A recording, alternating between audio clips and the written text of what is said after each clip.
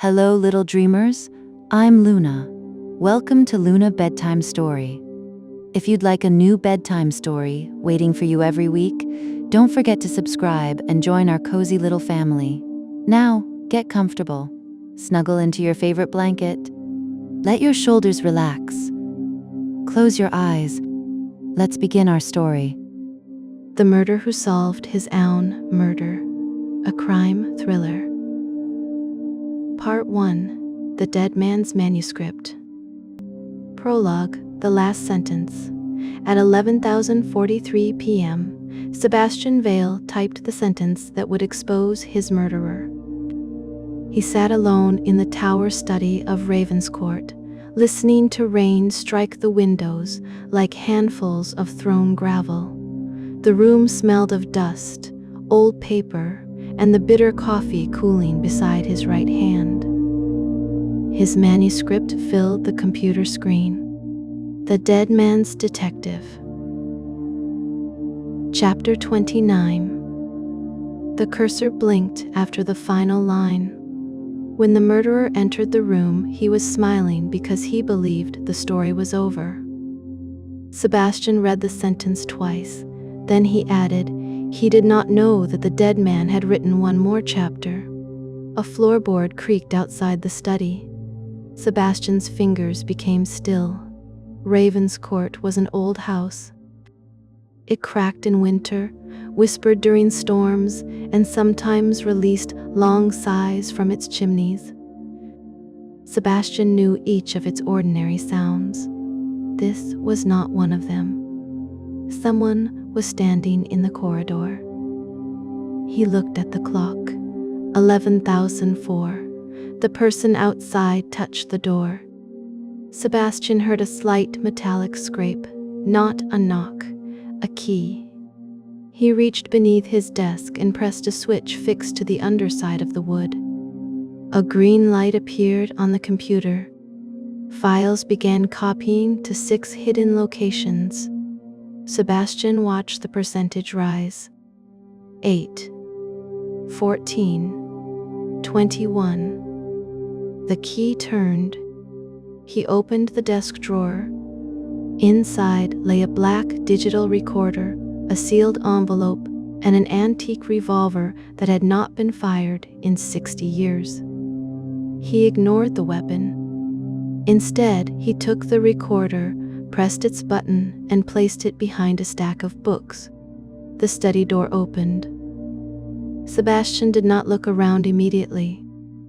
"You are 4 minutes early," he said. The visitor stepped inside and closed the door. "Were you expecting someone else?" Sebastian glanced at the figure reflected in the dark portion of his window. "No. Then why does 4 minutes matter?" In murder stories, 4 minutes can be the difference between an alibi and a conviction. This is not one of your stories. Sebastian turned in his chair. Fear moved through him, cold and certain, yet beneath the fear was something else, relief. He had spent 6 months wondering whether he was wrong. Now he knew. The visitor wore a dark raincoat. Water gleamed on the shoulders. No gloves covered the familiar hands. "You found the photograph," the visitor said. "I found more than the photograph." "Where is it?" "Safe." "Nothing is safe in this house." "My manuscript is." The visitor looked at the computer. Its green light had disappeared. "What have you written? A confession?" "I have nothing to confess. Not yours, mine." The visitor took a step closer. Sebastian observed every detail. The small cut beside the left thumb, the faint smell of cedarwood, mud drying along the edge of one shoe, the missing button on the raincoat. He had already written all of them. "You knew I would come," the visitor said. "I hoped you wouldn't, but you knew." Yes. Why didn't you go to the police? Because I had no proof they would understand. So you made proof? I wrote a story. The visitor laughed softly. That is all you ever did. You turned people into stories, and then you wondered why they hated you. I never wondered.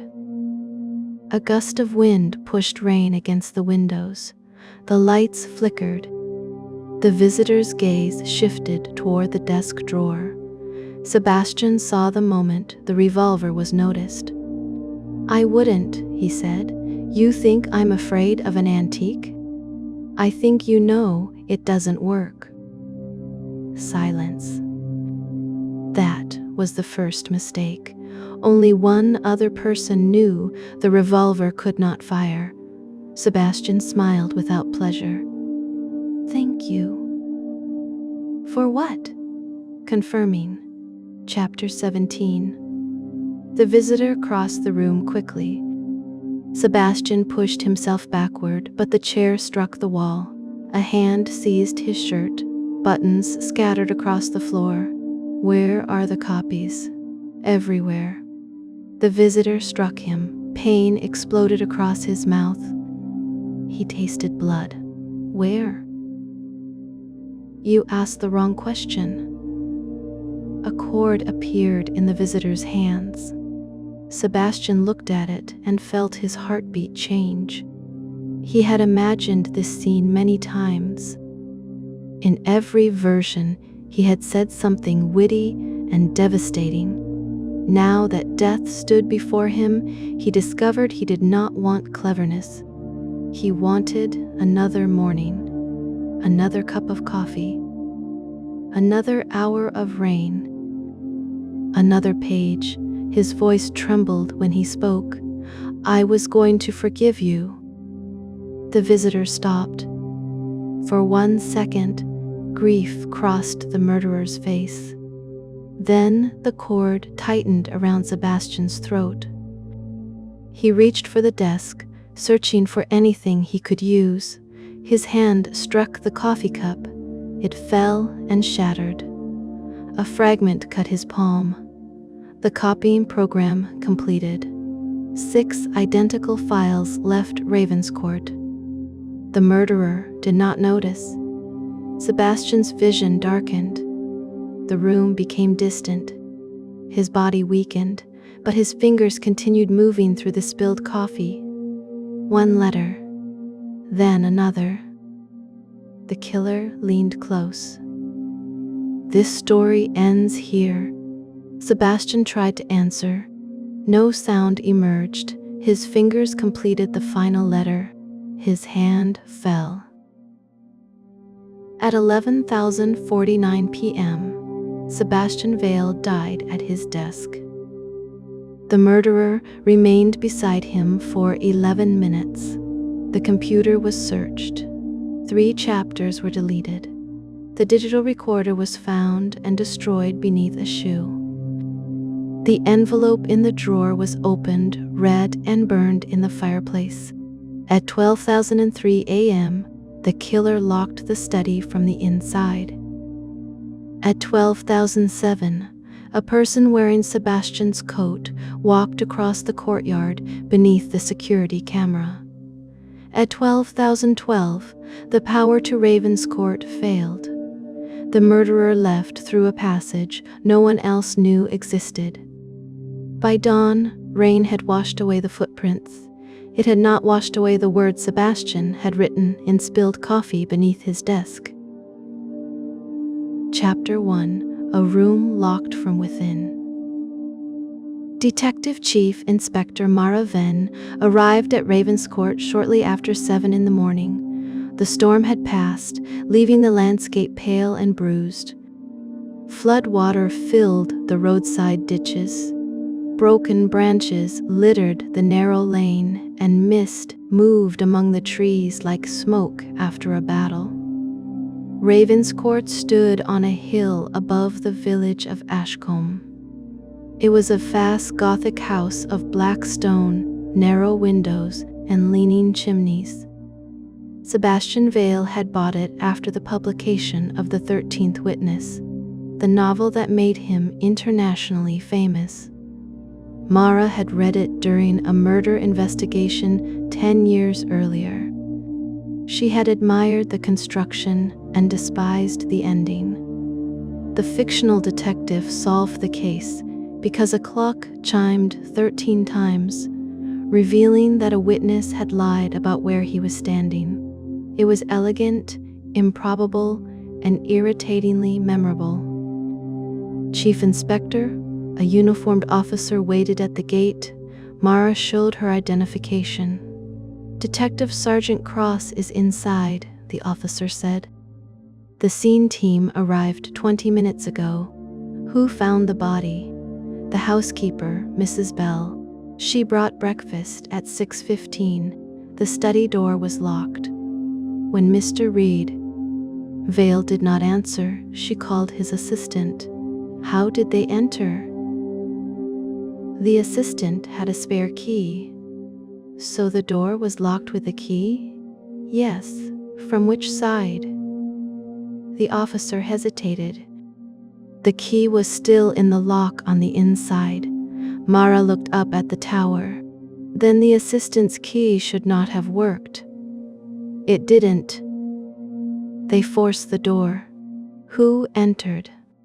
The assistant and the housekeeper. Anyone else? Mr. Vale's brother arrived before the police. So did his publisher. Convenient. The officer did not reply. Mara walked toward the house. Detective Sergeant Elias Cross met her beneath the entrance arch. He was tall, sharp-featured, and looked as though he had slept in his suit. "You're late," he said. "The road was flooded. You used to blame traffic. I'm developing range." Cross handed her a pair of overshoes. "Victim is Sebastian Vale, 61, novelist, owner of the house. No obvious weapon. Bruising around the throat indicates strangulation. Who is present?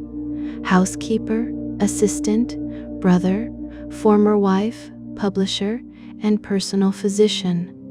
6 suspects before breakfast. 5, possibly. The doctor says he arrived after midnight. Why? Vale telephoned him. When? 11:52? Mara stopped. Vale was alive at 11:52? The doctor says he received a call from Vale's number. No one spoke. He heard breathing, and then the call ended. Estimated time of death? Between 11:30 and midnight. So the call matters. Everything matters in this house. Cross opened the door. The entrance hall rose 3 stories beneath a glass dome. Portraits covered the dark walls. In the largest, Sebastian Vale sat at a desk with a pen in his hand and a smile that seemed to conceal an insult. Mara glanced at it. Did you read his books? 2. Like them? No. Why read the second? To make sure. They climbed the main staircase. The tower study occupied the eastern end of the upper floor. Its oak door had been forced inward, splintering the frame. A key remained in the lock on the interior side.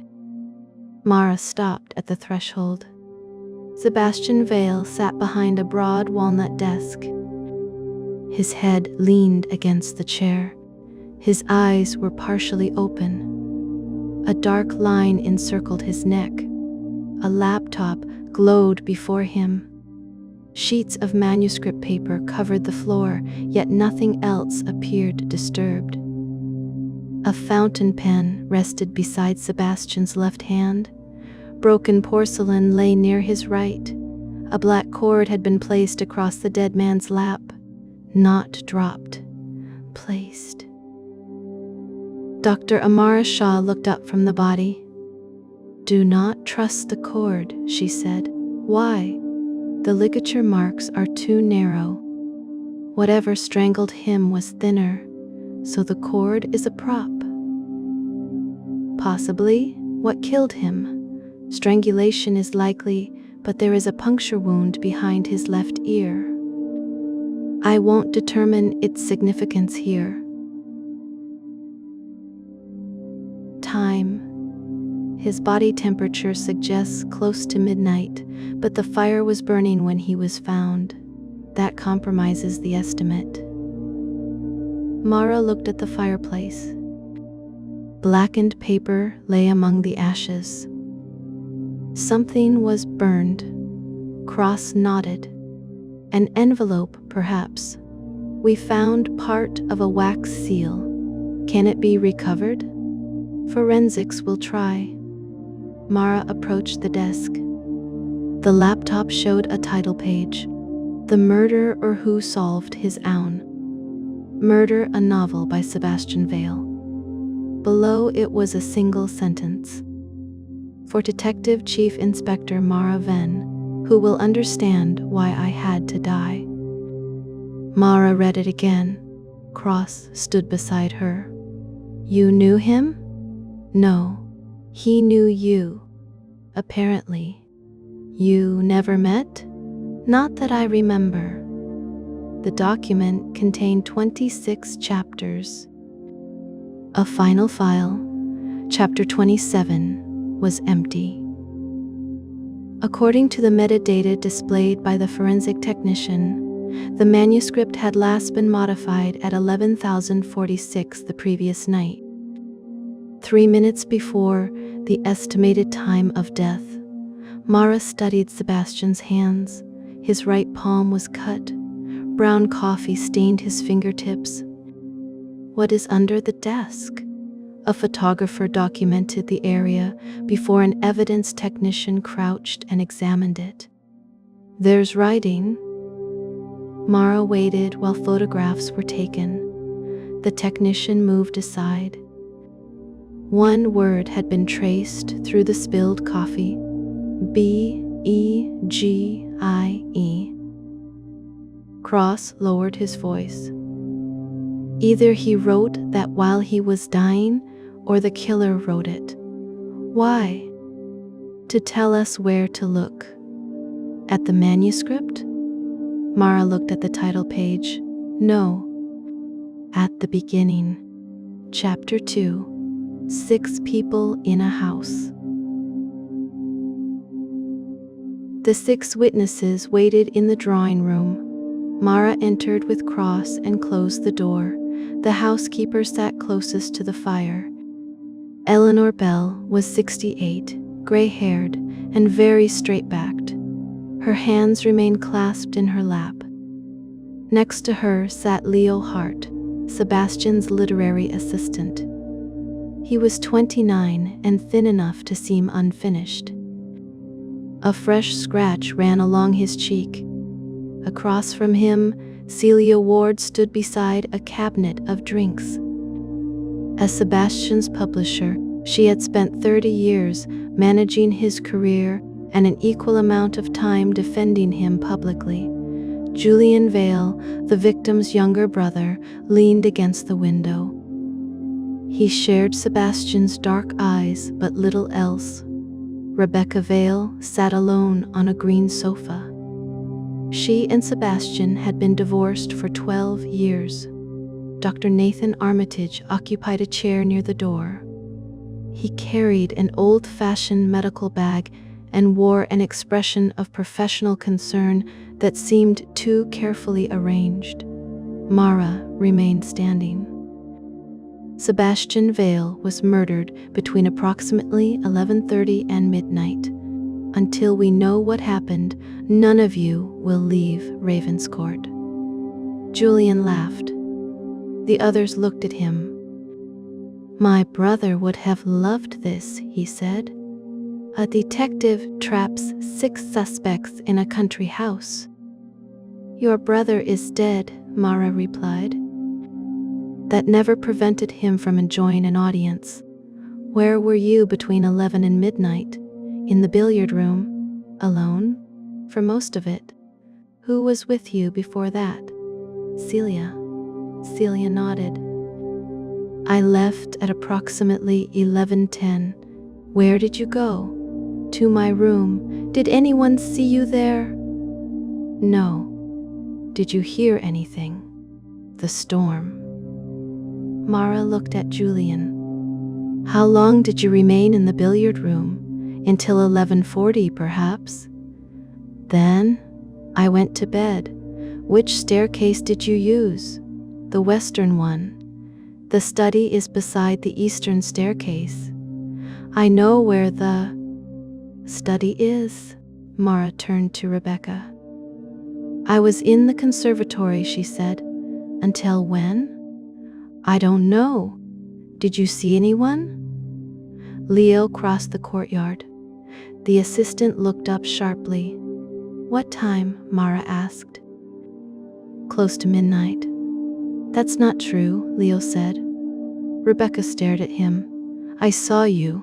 You saw someone. It wasn't me. What were you wearing? A dark coat. Sebastian's coat? Leo shook his head. Rebecca continued.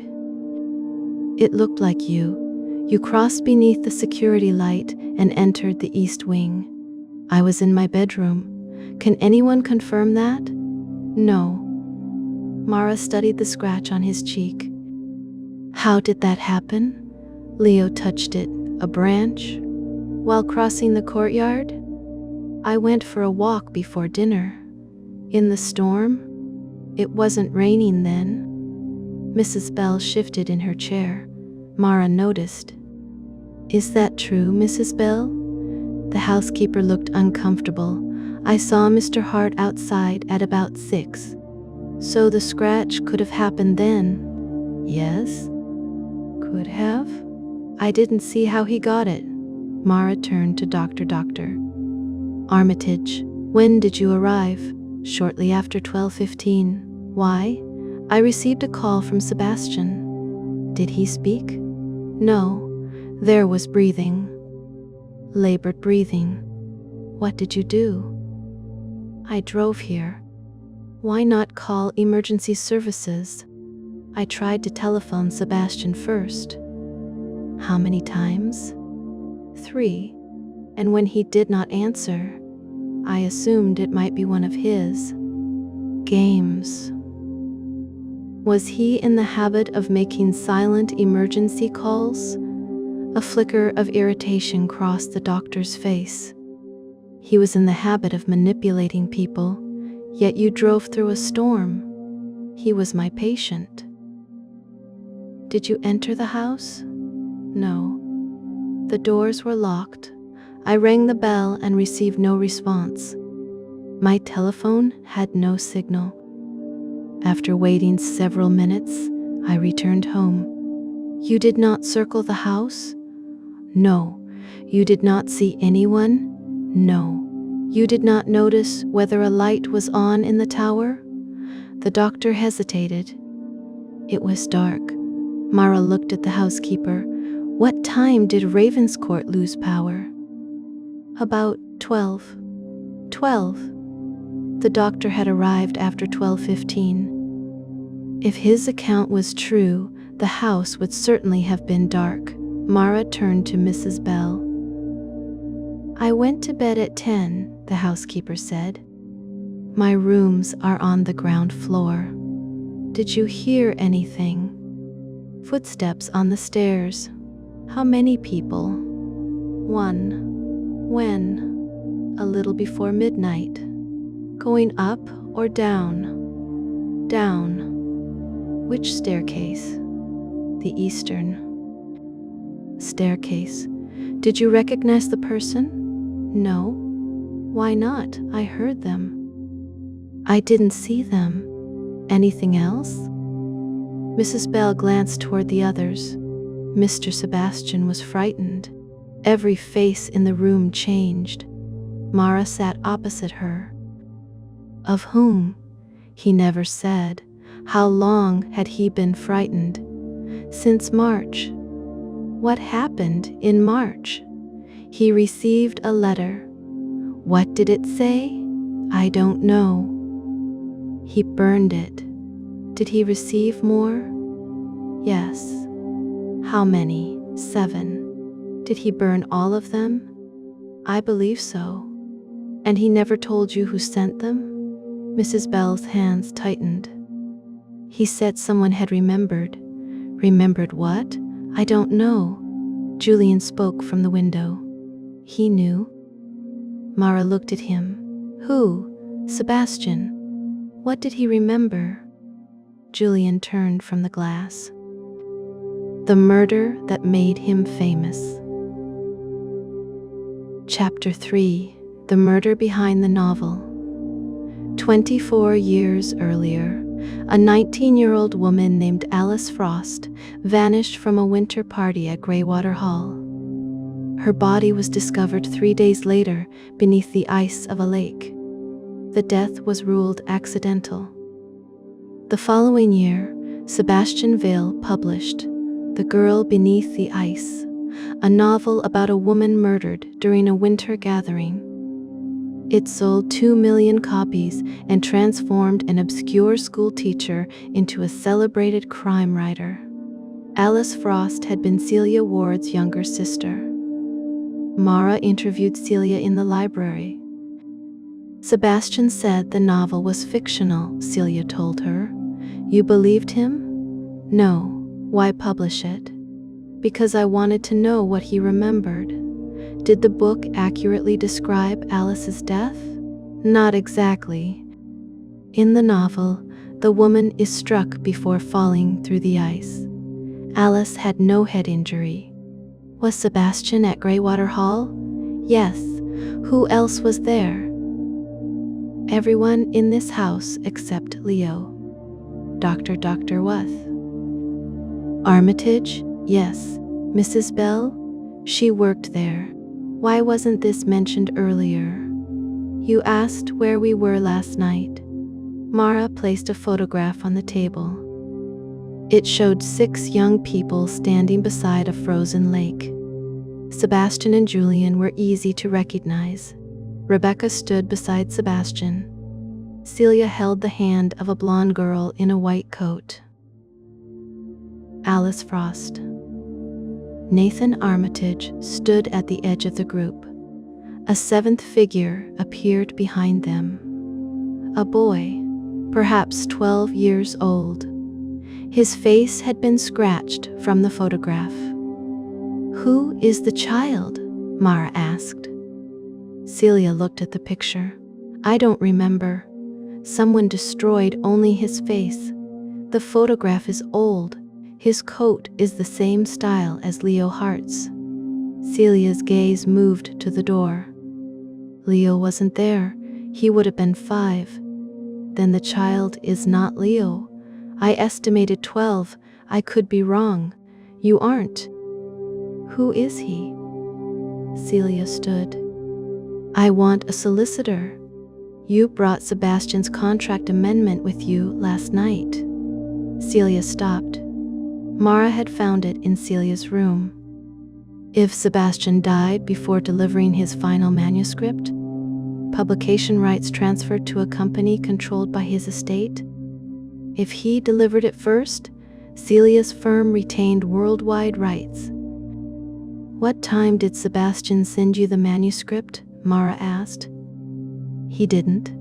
Your contract required delivery before midnight. Yes. And if he failed, I lost the book. Worth how much? A great deal. You were in Ravenscourt with 10 minutes remaining. Celia turned slowly. I did not kill him. You had financial motive, access, and knowledge of the study. I did not kill him. Did you have a key? Celia did not answer. Mara opened Sebastian's manuscript on her tablet. The first chapter contains a publisher named Cecilia Wren. She owns a key to the victim's study. Celia's face lost its color. What manuscript? The one Sebastian left for me. He mentioned me? Not by your full name. Let me read it. No. If he wrote about Alice, I have a right to know. This is evidence. It is my book. It was never delivered. Celia stared at her. The significance of the words passed between them. Sebastian's manuscript could be worth millions. Celia's voice became quiet. He told me he had solved Alice's murder. When? Yesterday morning. What exactly did he say? He said, by tomorrow, the dead will finally tell the truth. Did he identify the murderer? No. Did you believe him? Celia looked at the photograph of her sister. Yes. Why? Because Sebastian was there when she died. Mara waited. Celia met her eyes. And because I have always believed he killed her. Chapter 4. Inspector Silas Gray.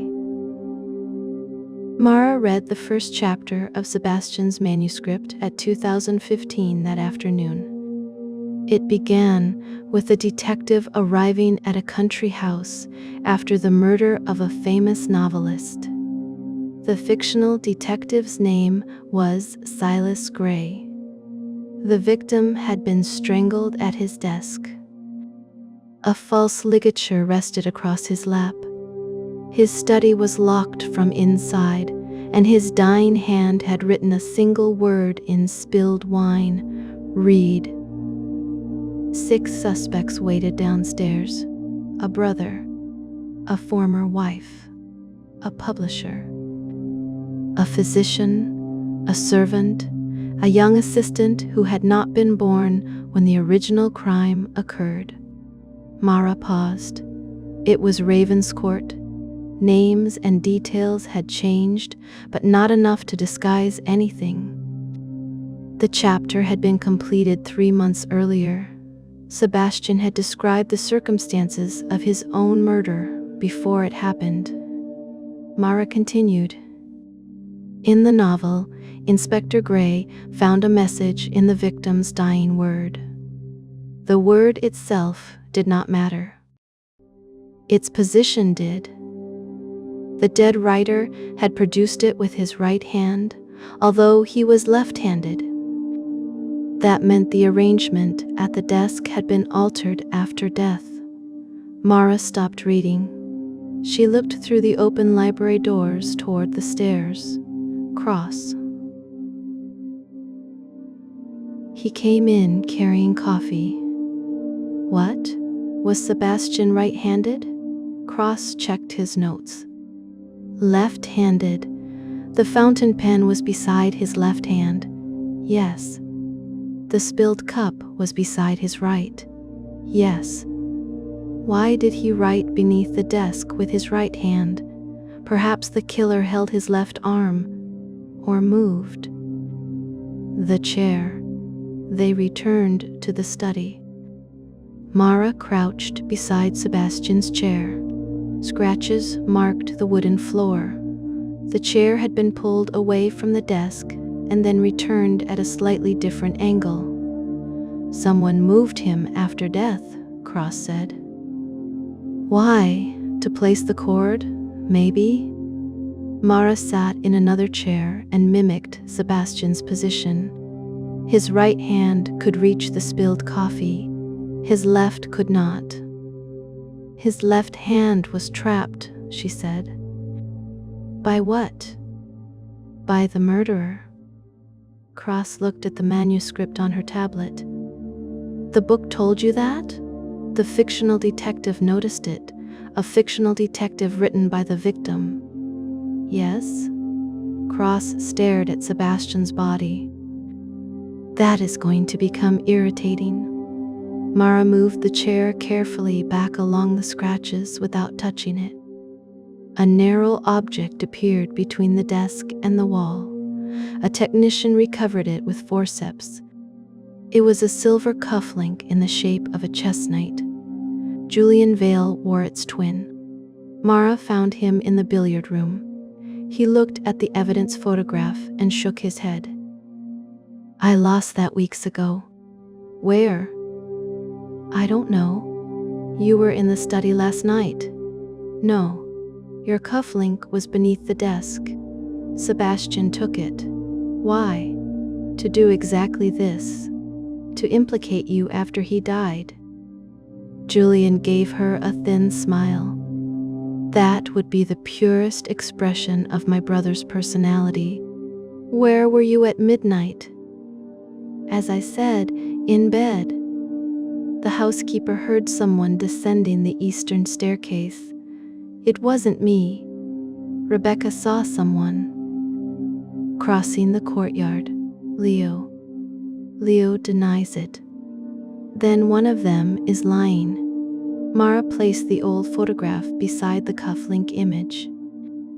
What happened at Greywater Hall? Julian studied it. Alice died. Accidentally? That was the finding. What was the truth? I don't know. Sebastian claimed he solved it. Sebastian claimed many things. He turned Alice's death into a bestseller. That was Celia's idea. Celia believes Sebastian killed her. Julian laughed, but nothing in his face suggested amusement. Celia believes whatever causes her the most pain. Do you believe Sebastian killed Alice? Julian went to the drinks cabinet. Yes. The answer came too easily. Mara closed the cabinet before he could reach a bottle. Why? Because I saw him follow her onto the ice. What time? Shortly after midnight. Did he return? Yes. Did she? No. Why didn't you tell the police? I did. There is nothing in the report. Sebastian told them I was drunk. Rebecca supported him. Were you drunk? Yes. Did you see his face clearly? No. Then how did you know it was Sebastian? He was wearing his black coat. Mara thought of the security camera. Rebecca had identified Leo by his coat. Julian had identified Sebastian the same way 24 years earlier. Who else could have worn it? Julian stopped. Anyone. Chapter 5. The Dead Man Corrects the Detective. The second chapter of the manuscript appeared to change while Mara was reading it. At first, she assumed she had overlooked the paragraph. She scrolled back to the beginning. A sentence now stood beneath the chapter title. Chief Inspector Venn has found the cufflink. Mara stared at it. The sentence had not been there 10 minutes earlier. She called the digital forensic technician. He examined the file, then shook his head. No one added it. I watched it appear. It was always there, but encrypted. What revealed it? The manuscript contains timed scripts. Some passages remain hidden until certain conditions are met. What conditions? It appears you typed the words cuff link into the evidence database connected to this laptop. You allowed the manuscript to access the police network? Absolutely not. It is reading locally cached keyboard input. Can it transmit information? Not now. We isolated the machine. Could it have transmitted before isolation? Possibly. Can you decrypt the remaining text? Not quickly. Vale designed different keys for different sections. Mara looked at the sentence. Sebastian had expected a cufflink to be found. He had expected Mara to find it. Another line began appearing beneath the first, one letter at a time. She believes it belongs to the murderer. Then she is wrong. Cross read over her shoulder. He wrote your mistake before you made it. He predicted the obvious conclusion. He used your name. He chose me because he knew how I investigate. How? Newspaper reports, court testimony, interviews. That explains your methods, not your timing. A third sentence appeared. Ask Julian why his brother stole the cufflink 7 days ago. Mara returned to the billiard room. Julian was gone. The window stood open. Rainwater spotted the carpet. Footprints led across the terrace toward the woods. Cross summoned the search teams. Mara examined the desk near the window. A half-empty glass of whiskey stood beside Julian's telephone. On its screen was a message received 4 minutes earlier. I know what you did at Greywater. Meet me at the chapel. Come alone. The sender's number was hidden. Mara looked toward the woods. The ruined chapel stood on the estate's northern boundary. She and Cross reached it 7 minutes later. Julian lay inside the doorway. Blood covered the side of his face. A stone rested near his hand. He was breathing, but barely. Someone had pinned a manuscript page to his coat. Mara removed it after it had been photographed. The page came from Sebastian's 3rd chapter. Only one paragraph had been underlined. The first suspect will run because an innocent man fears exposure, more than a guilty man fears suspicion. Follow him, Inspector. The murderer will be waiting. A sound came from behind the chapel. Cross ran around the wall.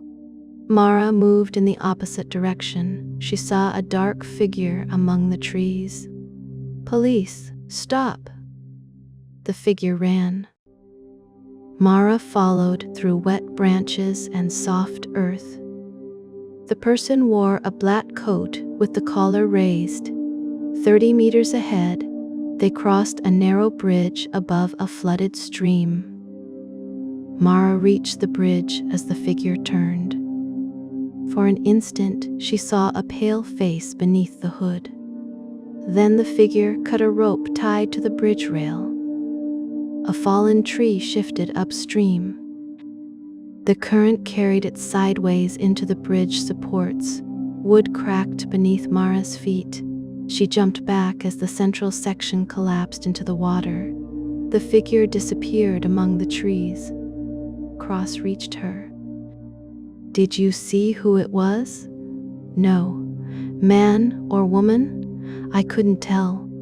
She looked down. Something had fallen near the broken bridge. A brass button. A raven was engraved on its surface. The same button was missing from Sebastian Vale's black coat. Chapter 6. The Man in Sebastian's Coat. Julian survived. At the hospital, doctors diagnosed a fractured skull. He remained unconscious and under guard. Back at Ravenscourt, Mara ordered every black coat in the house collected. Sebastian's hung in the entrance hall. One brass raven button was missing. Leo Hart owned a similar coat with plain buttons. Rebecca had a long black raincoat. Dr. Armitage had arrived wearing dark wool. Celia's coat was charcoal gray. Mrs. Bell owned no black coat. Any one of them could have worn Sebastian's. The security recordings showed a figure crossing the courtyard at 12:07 a.m. The person's height matched Leo's, Sebastian's, Julian's, and Dr. Armitage's within the margin created by the poor camera angle. The figure's face was hidden. At 12,012, the power failed. At 12,016, Dr. Armitage's car appeared at the main gate camera and then reversed away. Mara interviewed Rebecca next. You told the police you saw Sebastian return from the lake on the night Alice died. Rebecca looked down at her wedding ring. She still wore it despite the divorce. I lied. Why? Sebastian asked me to. Did he tell you why? He said Julian had imagined it. Did you believe him? I wanted to. Were you and Sebastian together? We were engaged. And Alice? Rebecca's eyes. Alice was pregnant. Who was the father? I don't know, Sebastian. He denied it. Julian? He denied it too. Dr. Armitage? He was in love with Celia. Did Celia know Alice was pregnant? Yes. Mrs. Sebastian Vale? Probably. Alice had been staying at Greywater Hall for several weeks. Who was the boy in the photograph? Rebecca looked at it. Her expression changed so subtly that Mara nearly missed it. You recognize him? No. You knew he was there. I don't remember. You have twice identified a person by the coat they wore. First Sebastian at Greywater, then Leo last night. It looked like Leo. Did you see his face? No. So why give his name? Rebecca gripped the sofa cushion. Because Sebastian told me Leo would kill him. When? Last week. Why? He said Leo had discovered the truth about his father. What truth? I don't know. Mara opened the manuscript. The encrypted passage in chapter 3 had appeared after Julian's attack. Rebecca Vale will lie about the coat because she lied about another coat 24 years earlier. Mara showed her the sentence. Rebecca held the tablet with shaking hands. How could he know you would ask me? He knew what happened at Greywater. He knew his murderer would recreate it. Who wore his coat on the ice? Rebecca began to cry. Tell me. It was Nathan. Dr. Armitage? He borrowed Sebastian's coat. He said someone had spilt wine on his. Did Nathan follow Alice onto the lake? Yes. Did you see them return? Nathan returned alone. Why did Sebastian force you to protect him? He didn't.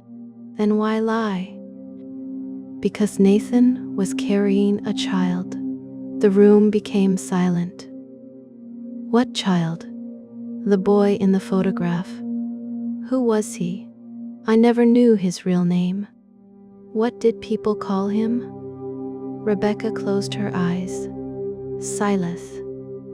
Mara thought of the fictional detective, Inspector Silas Gray. What happened to him? He disappeared the same night Alice died. Chapter 7. Every detective needs a murderer. Leo Hart was not Leo Hart. His birth certificate was genuine, but it had been issued 8 years after his supposed birth through delayed registration. No hospital record existed. No school record could be located before he was 13. At 13, he had entered foster care under the name Leo Hart. Before that, he did not officially exist. Mara found him in Sebastian's private archive beneath the West Wing. Boxes of correspondence, photographs, abandoned manuscripts, and newspaper clippings filled the underground room. Leo stood before an open cabinet. He held a file bearing his own name. Put it down, Mara said. He turned. I didn't kill him. Everyone tells me that. This proves Sebastian knew who I was. Who are you? Leo gave her the file. Inside was a childhood photograph. The boy looked older than Leo should have been at Greywater, but they shared the same eyes and narrow chin. On the reverse, Sebastian had written, Silas Frost, AGE, 7 Celia's brother, Mara asked. Her son, Celia said she had no children. She lied. Who was your father? I don't know. Why did Sebastian employ you? He found me 3 years ago. He said he admired an article I had written. Did you know about Greywater? Not until last week. What happened last week? Leo looked toward the ceiling. Sebastian showed me part of the manuscript. The novel the police are reading? Yes. He wanted you to discover your identity. He wanted me to become angry. Did you? I tried to kill him. Mara did not move. When? 6 nights ago. I entered the study while he was sleeping at his desk. I put my hands around his throat.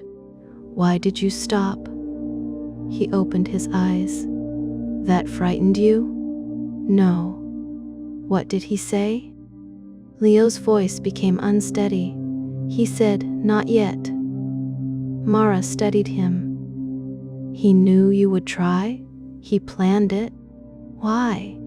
To learn whether I was capable of murder. And was he satisfied with the answer? He said I had disappointed him. Did you attack him last night? No. Did you attack Julian? No. Who sent Julian to the chapel? I don't know. Who was outside the study at 11:44? Leo stared at her. How do you know someone arrived at 11:44? Mara had not released that time. It appeared only in the recovered activity log from Sebastian's computer, and in a hidden paragraph of the manuscript that had unlocked 10 minutes earlier. You have read more than you admitted, she said. Leo stepped back. No, you knew the time, Sebastian told me. When? 2 days ago. What exactly did he say? He said that at 11:44 on Thursday night, the murderer would enter his study. You didn't believe him? Leo laughed once. Sebastian never predicted anything. He arranged it.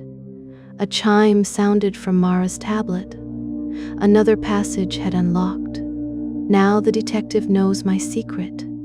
I did not wait for my murderer to decide when I would die. I invited the murderer to Ravenscourt. I gave 6 people a reason to kill me. I told each of them to come at a different time. Only one arrived 4 minutes early. Mara looked at Leo.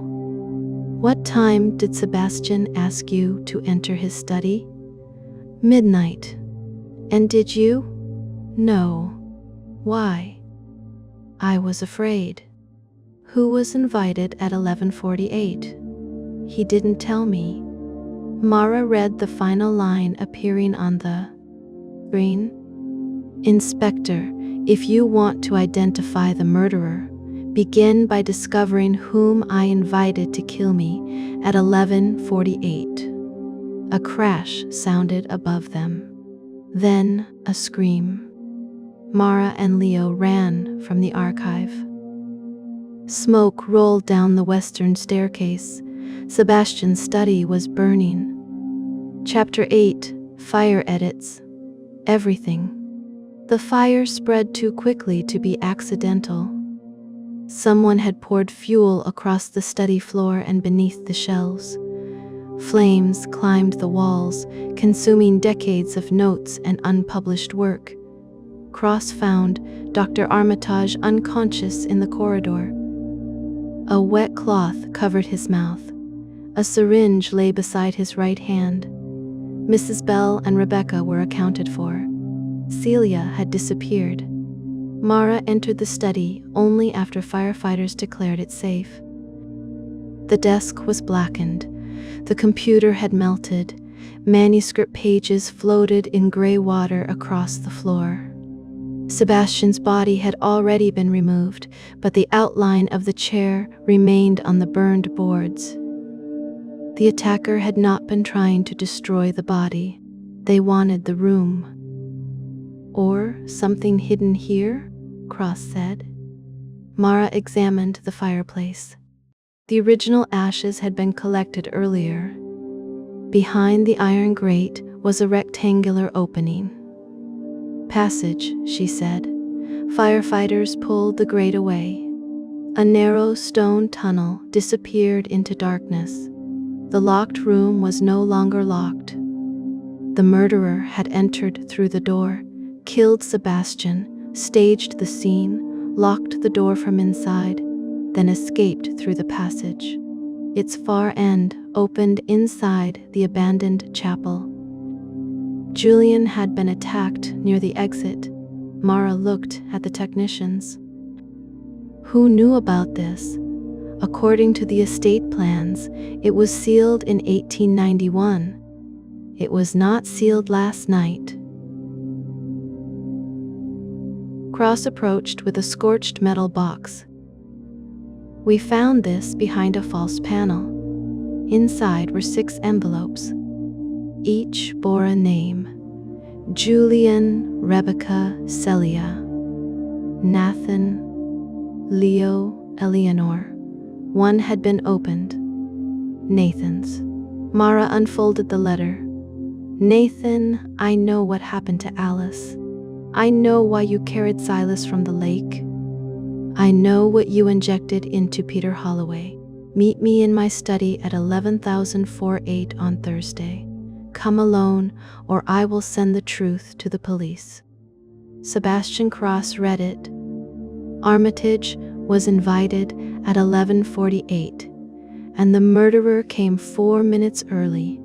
We have him. No, Sebastian said.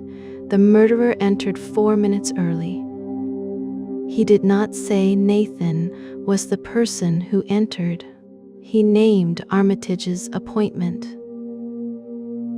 In a letter, the killer could have read, Armitage is unconscious beside a syringe, which makes him our 4th conveniently obvious suspect. Mara checked the remaining envelopes. Each contained a different time. Julian, 11,003. Rebecca, 11,035. Celia, 11,040. Nathan, 11,048. Leo, midnight. Eleanor, 12,000. Only Nathan's scheduled meeting would have begun at 11,048. But the manuscript claimed the murderer entered at 11,044. Perhaps the killer came early because they knew the appointment, Cross said. Or someone wants us to believe that. Who? Mara looked at the final envelope. Mrs. Bell's meeting had been arranged for after Sebastian's death. Someone Sebastian did not believe would kill him. Why invite her later? Because he wanted her to find something after everyone else had gone. What? Mara opened Eleanor's envelope. It contained no letter. Only a small brass key. Engraved on it was one word. B. Jean. Chapter 9, the first book. The key opened a display case in Sebastian's bedroom. Inside was an original handwritten draft of The Girl Beneath the Ice. The published novel identified the victim's brother as the murderer. The handwritten version had a different ending. In Sebastian's first draft, the victim climbed onto the frozen lake to rescue a child. A physician followed her, attempted to retrieve the boy, and caused the ice to break. The physician escaped with the child. The young woman drowned. Years later, the physician killed a man who threatened to reveal the truth. Mara turned the final page. Sebastian had written a note in the margin, too close to what happened. Change the killer. Protect N. Nathan, Cross said. Perhaps. Mara examined the ink. The final initial had been written over another letter. Under angled light, its original shape was visible. Not N.R. Rebecca, Cross said. The former wife was gone. Her room window stood open. A muddy trail led toward the frozen ornamental lake behind Raven's Court. Mara and Cross found her at the boathouse. Rebecca stood at the water's edge, wearing Sebastian's black coat. Celia knelt several feet away with her hands tied. Rebecca held a knife against Celia's throat. "Stay back," Rebecca said. Mara stopped. "You struck Julian." "No." "You burned the study." "No." "You wore Sebastian's coat at midnight." Rebecca began crying. "I wore it because he told me to." "Who, Sebastian?" Celia struggled against the rope. "She is lying." Rebecca pressed the knife closer. "He said I had to cross the courtyard at 12:07. He said the camera would record me." "Why?" "To create a false time of death." "Why agree?" "He threatened to expose what happened to Alice." "Did you kill Alice?" "No." "Who did?" Celia screamed. "Rebecca did." Rebecca turned toward her. Celia moved. The knife cut the side of her neck. Mara rushed forward, knocked Rebecca's wrist aside, and forced her to the ground. Cross pulled Celia away. The wound was shallow. Rebecca did not resist arrest. As Cross cuffed her, Mara's tablet chimed. Chapter 7 had unlocked. She opened it beside the lake. "Inspector Venn has arrested the woman in the black coat. She should release her." Mara read on. "Rebecca did not murder Alice. Rebecca did not murder me. She is guilty only of loving a man who understood how to turn love into obedience." Rebecca looked up from the mud. "I told you," Mara continued. "The murderer is watching the lake." She raised her head. On the opposite bank, beyond the mist, a dark figure stood among the trees. The figure lifted one hand. A glint of metal flashed. Gunfire shattered the silence. Cross fell beside Mara. A red stain spread across his shoulder. The second shot struck Mara's tablet and tore it from her hands. By the time armed officers reached the opposite bank, the shooter had disappeared. They found one object in the grass. A page from Sebastian's manuscript. Across it, the killer had written, "The detective dies in chapter 10. Inside the book, Cross survived the shooting, but Sebastian's manuscript had predicted that the detective would die in chapter 10. As Mara follows the dead novelist's clues, she must determine whether the book is exposing the killer or guiding her into a carefully authored trap. Chapter 10. The Detective Dies. The bullet had entered Elias Cross's shoulder, broken his collarbone, and stopped 3 centimeters from an artery. The surgeon called him fortunate. Cross called the surgeon a pessimist. "You said it missed the artery," he told Mara when she visited him. "That means the glass is more than half full." "It is a blood drainage bag." "The principle stands." Mara sat beside his hospital bed. Dawn pressed a weak gray light against the window, and the room smelled of antiseptic and burned coffee. Cross's face had lost its usual color. His right arm was immobilized against his chest. Despite the pain medication, tension tightened the corners of his mouth. "You should sleep," Mara said.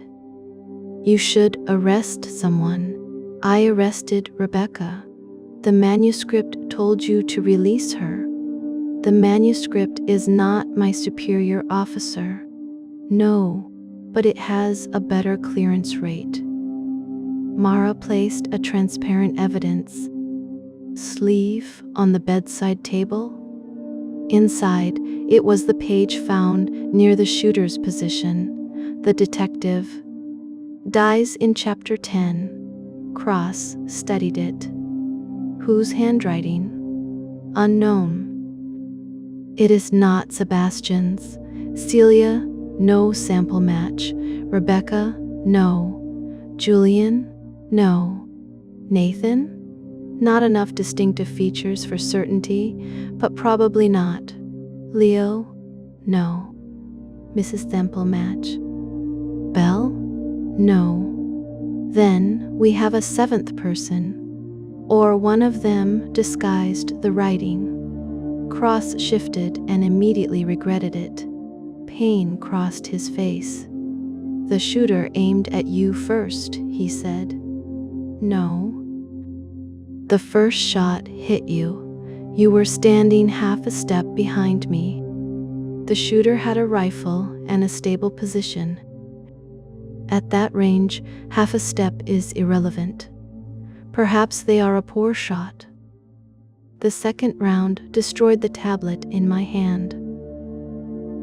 Cross looked toward the door. They wanted the manuscript. They wanted me unable to read it. That sounds personal. It is. Why? Mara had asked herself the same question throughout the night. Sebastian had named her before his death. He had constructed the manuscript around her investigative habits. Whoever fired from the opposite bank had known she would be there, holding the tablet at that precise moment. The obvious explanation was that the killer had been watching. The less comforting explanation was that the killer had read the manuscript before Sebastian died. Mara took out her notebook. What do you remember before the gunshot? Missed. Rebecca with the knife. Celia shouting. You reading? Anything on the far bank? No. A sound? Not before the shot. What about afterward? Cross closed his eyes. The second shot hit the tablet. The armed team moved east around the lake. I heard an engine. What kind? Small. Maybe a motorcycle. No tire marks were found. Then perhaps a generator or a boat motor. Cross opened his eyes. There was no boat. The ornamental lake drains into the northern river through a stone channel, too narrow. For a boat, not for sound. You think the engine was a diversion? I think the shooter wanted us looking toward the river. Mara stood.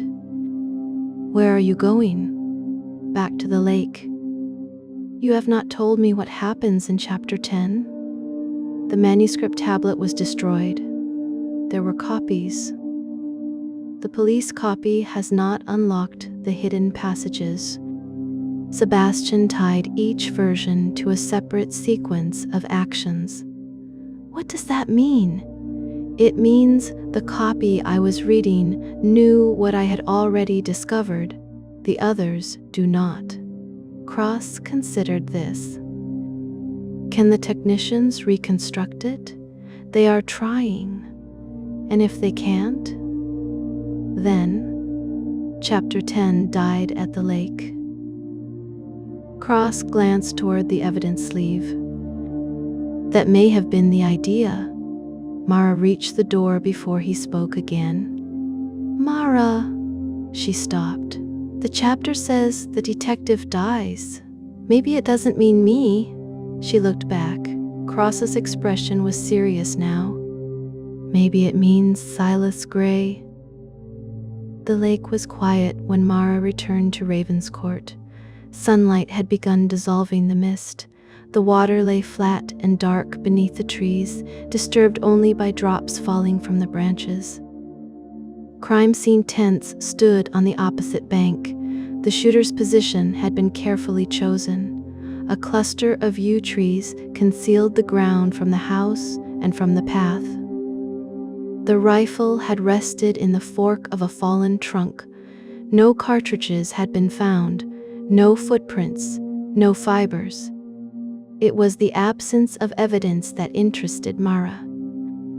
The soil beneath the trees was soft enough to record a fox's paw. Yet there was no impression from a shoe, knee, or hand. The shooter could not have stood there without leaving something. Mara crouched beside the fallen trunk. "Show me the trajectory again." The firearms specialist stretched a red cord from the damaged tree bark toward the far bank. First shot passed through Sergeant Cross's shoulder and struck the boathouse wall. Second shot hit the tablet, continued past you, and entered the ground. Both bullets originated here? Approximately. Approximately? Within a few meters. The angle is consistent with a position between these trees. Could the rifle have been fixed in place? The specialist paused. Remotely fired? Yes. It is possible. Could it have been aimed in advance? If the shooter knew where the targets would stand, Sebastian had known. He had directed Mara to the lake. He had written that the murderer was watching. He had placed her, Cross, Rebecca, and Celia within a narrow area.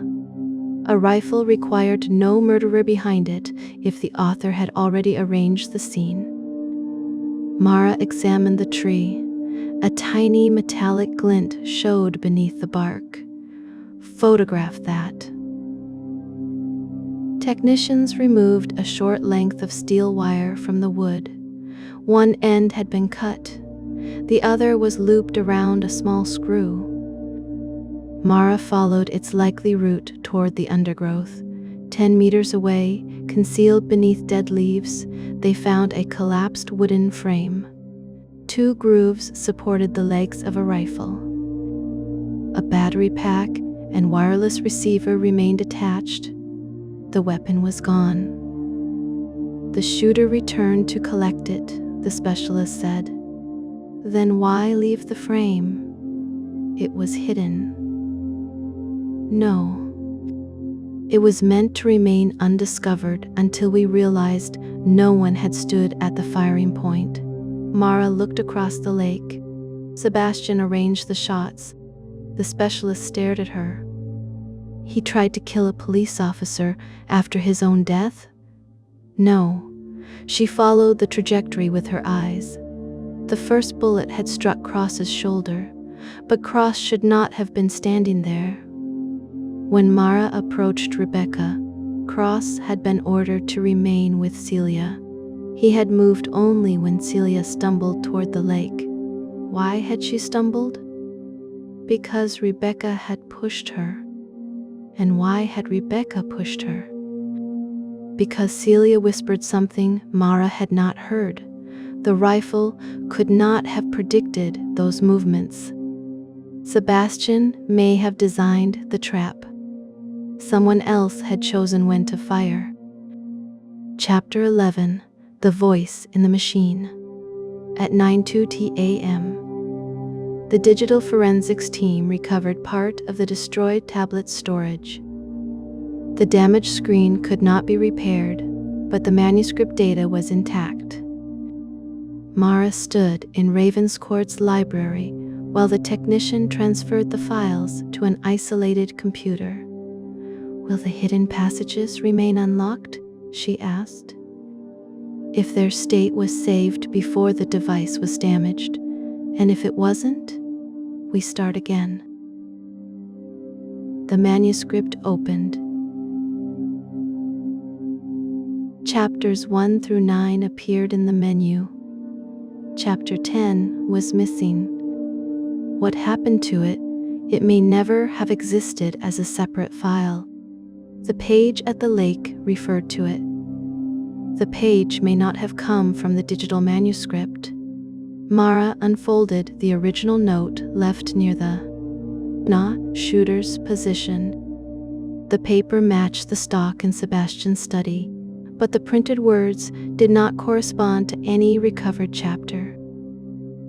Search the storage for deleted files. We are. Leo Hart stood under guard near the fireplace. He had asked to be present, claiming he understood Sebastian's working methods better than anyone. Mara had agreed because she believed he was lying. Sebastian rarely deleted anything, Leo said. He kept alternate versions of every scene. Where? Separate drives, paper copies, cloud accounts. He sent copies of this manuscript from the study before he died. To whom? We have identified 5 recipients. 1 transfer remains untraced. Leo stared at the computer. Was one sent to me? No. His disappointment appeared real. Then I was never supposed to read it. Perhaps he expected the police to arrest you first. He wanted you to suspect me. That is not the same thing. How is it different? Suspicion leaves a person frightened and isolated. Arrest gives them somewhere safe to sleep. Mara considered him. Did Sebastian think someone would try to kill you? He knew someone already had. When? 24 years ago. Mara glanced at the childhood photograph. You remember Greywater, fragments. You said you learned about it last week. I learned the names last week. The memories were always there. What do you remember?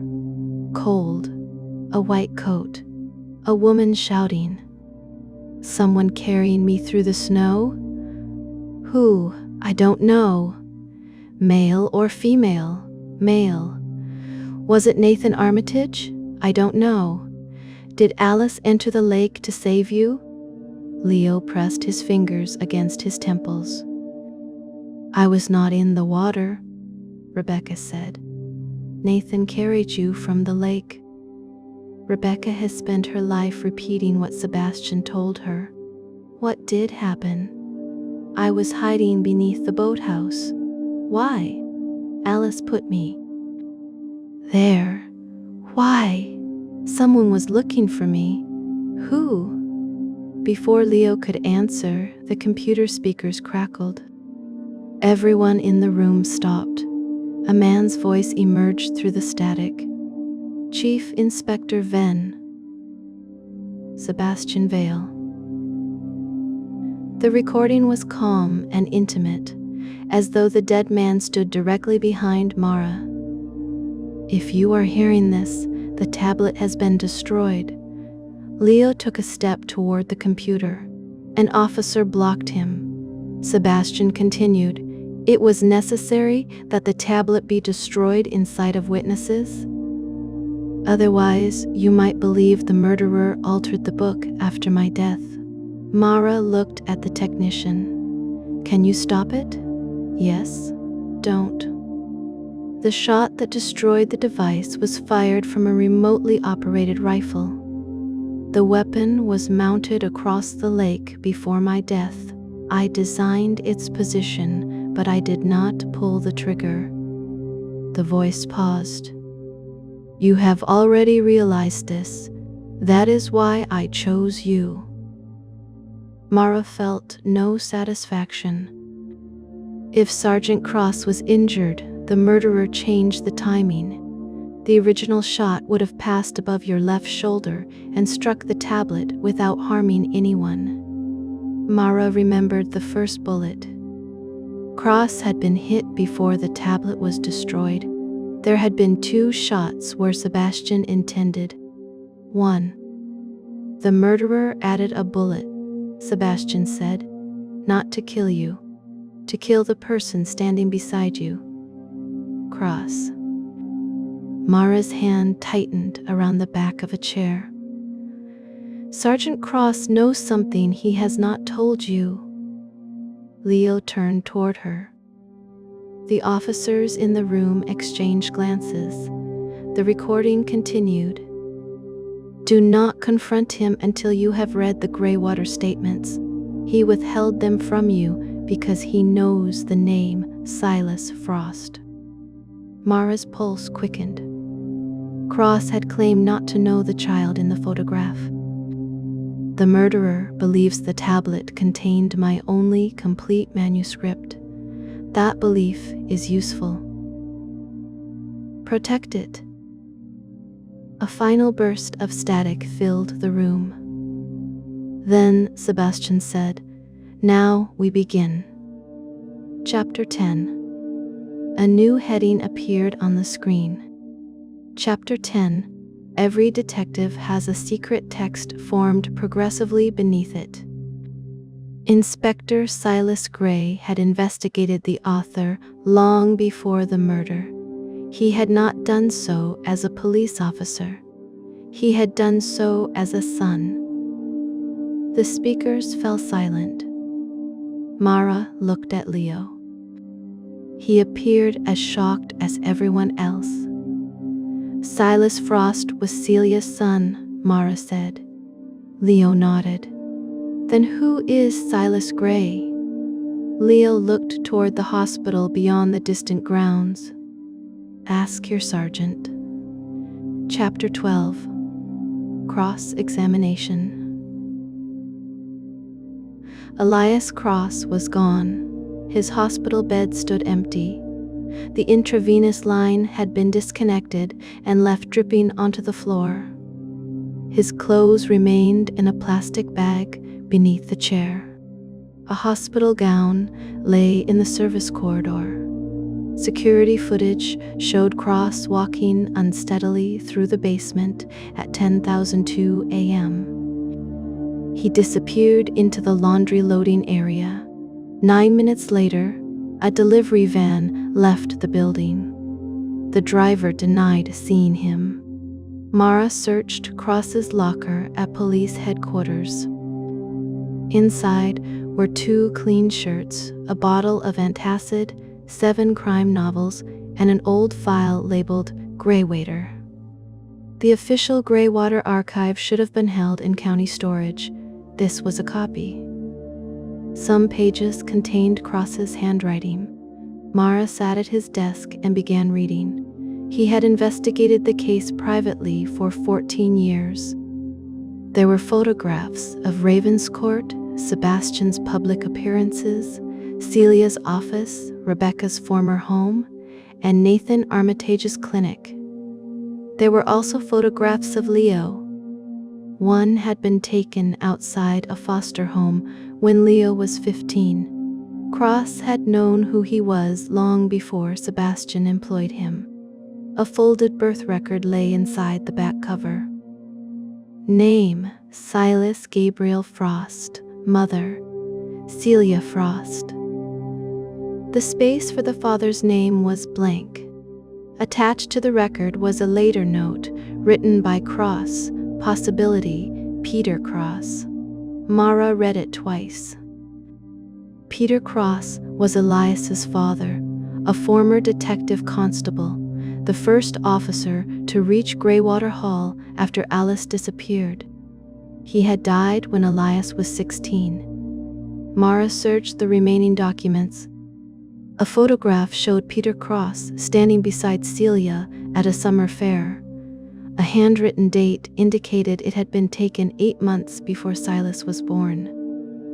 If Peter Cross was Silas's father, Elias and Leo were half-brothers. Cross had not merely recognized the name. He had spent years searching for the child. Mara's phone rang. The caller identification displayed Cross's number. She answered. "Where are you?" A breath entered the receiver. Then Cross spoke. "I did not leave voluntarily." His voice was faint. "Can you see anything?" Darkness. "Are you in a vehicle?" "I was, not now." "Are your hands restrained?" "Yes." "Can you move?" "Barely."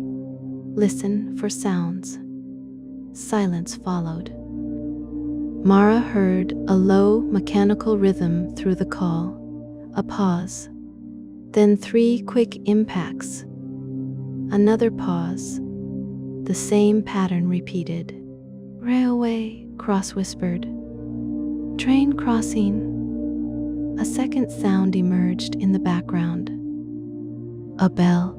It rang once, waited, then rang again. Church bell, Mara said. No. Too close. The lime crackled. Cross breathed sharply. They asked what I told you. Who? No answer. Male or female? I don't know. Voice altered. What do they want?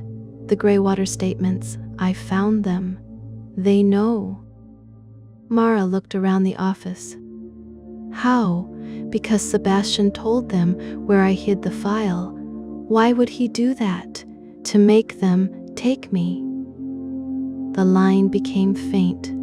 Cross forced out another sentence. He needed the murderer to move me. Why? So you would search my locker. Mara stared at the Greywater file. Sebastian's manipulation had not ended with his death.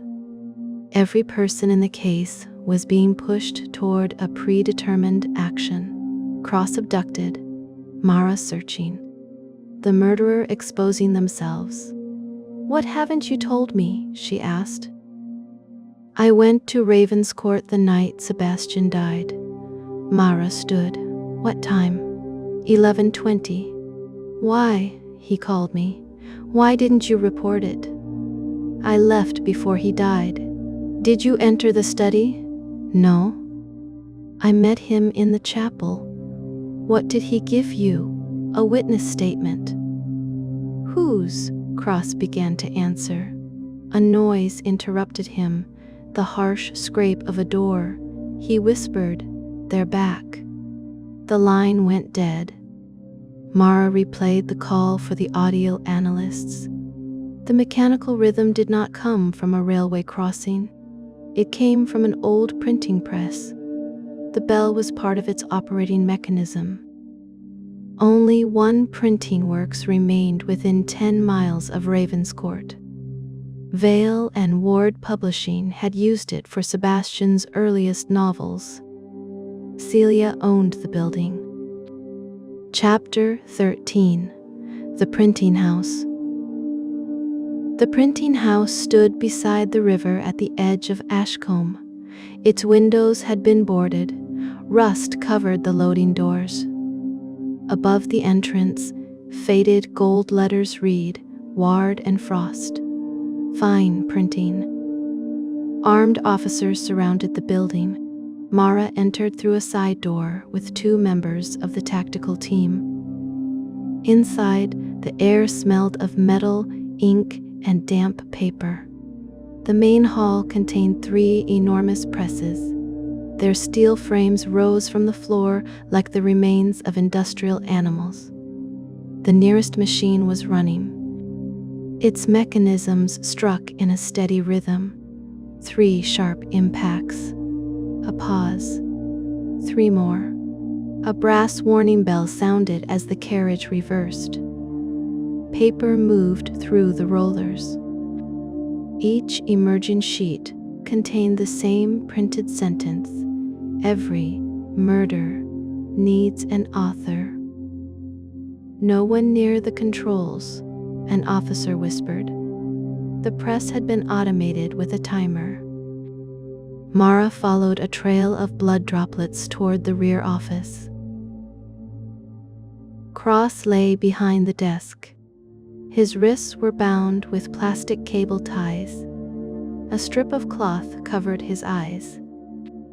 Blood darkened the shoulder of his hospital gown, but he was conscious. Mara cut the blindfold away. You took your time, he said. You sound like the surgeon. She removed the restraints while a medic examined him. Did you see who brought you here? No. They put something over my head before I left the hospital. Voices? 1. Altered electronically. Build. Middle height. Strong enough to move me, but I wasn't in a state to argue. What did they ask? Where I put the original Greywater witness statement. Where did you put it? Sebastian has it. Sebastian told you he gave it to the murderer. He lied. About which part? I gave the statement back to him last night. Then the murderer already has it. Cross watched the press. No. Sebastian said he hid it inside his first book. Mara thought of the handwritten draft recovered from the display case. The manuscript was now in the police evidence room. Whose statement? Eleanor Bell's. The housekeeper witnessed Alice's death. She witnessed what happened afterward. What did she see? Cross's expression tightened.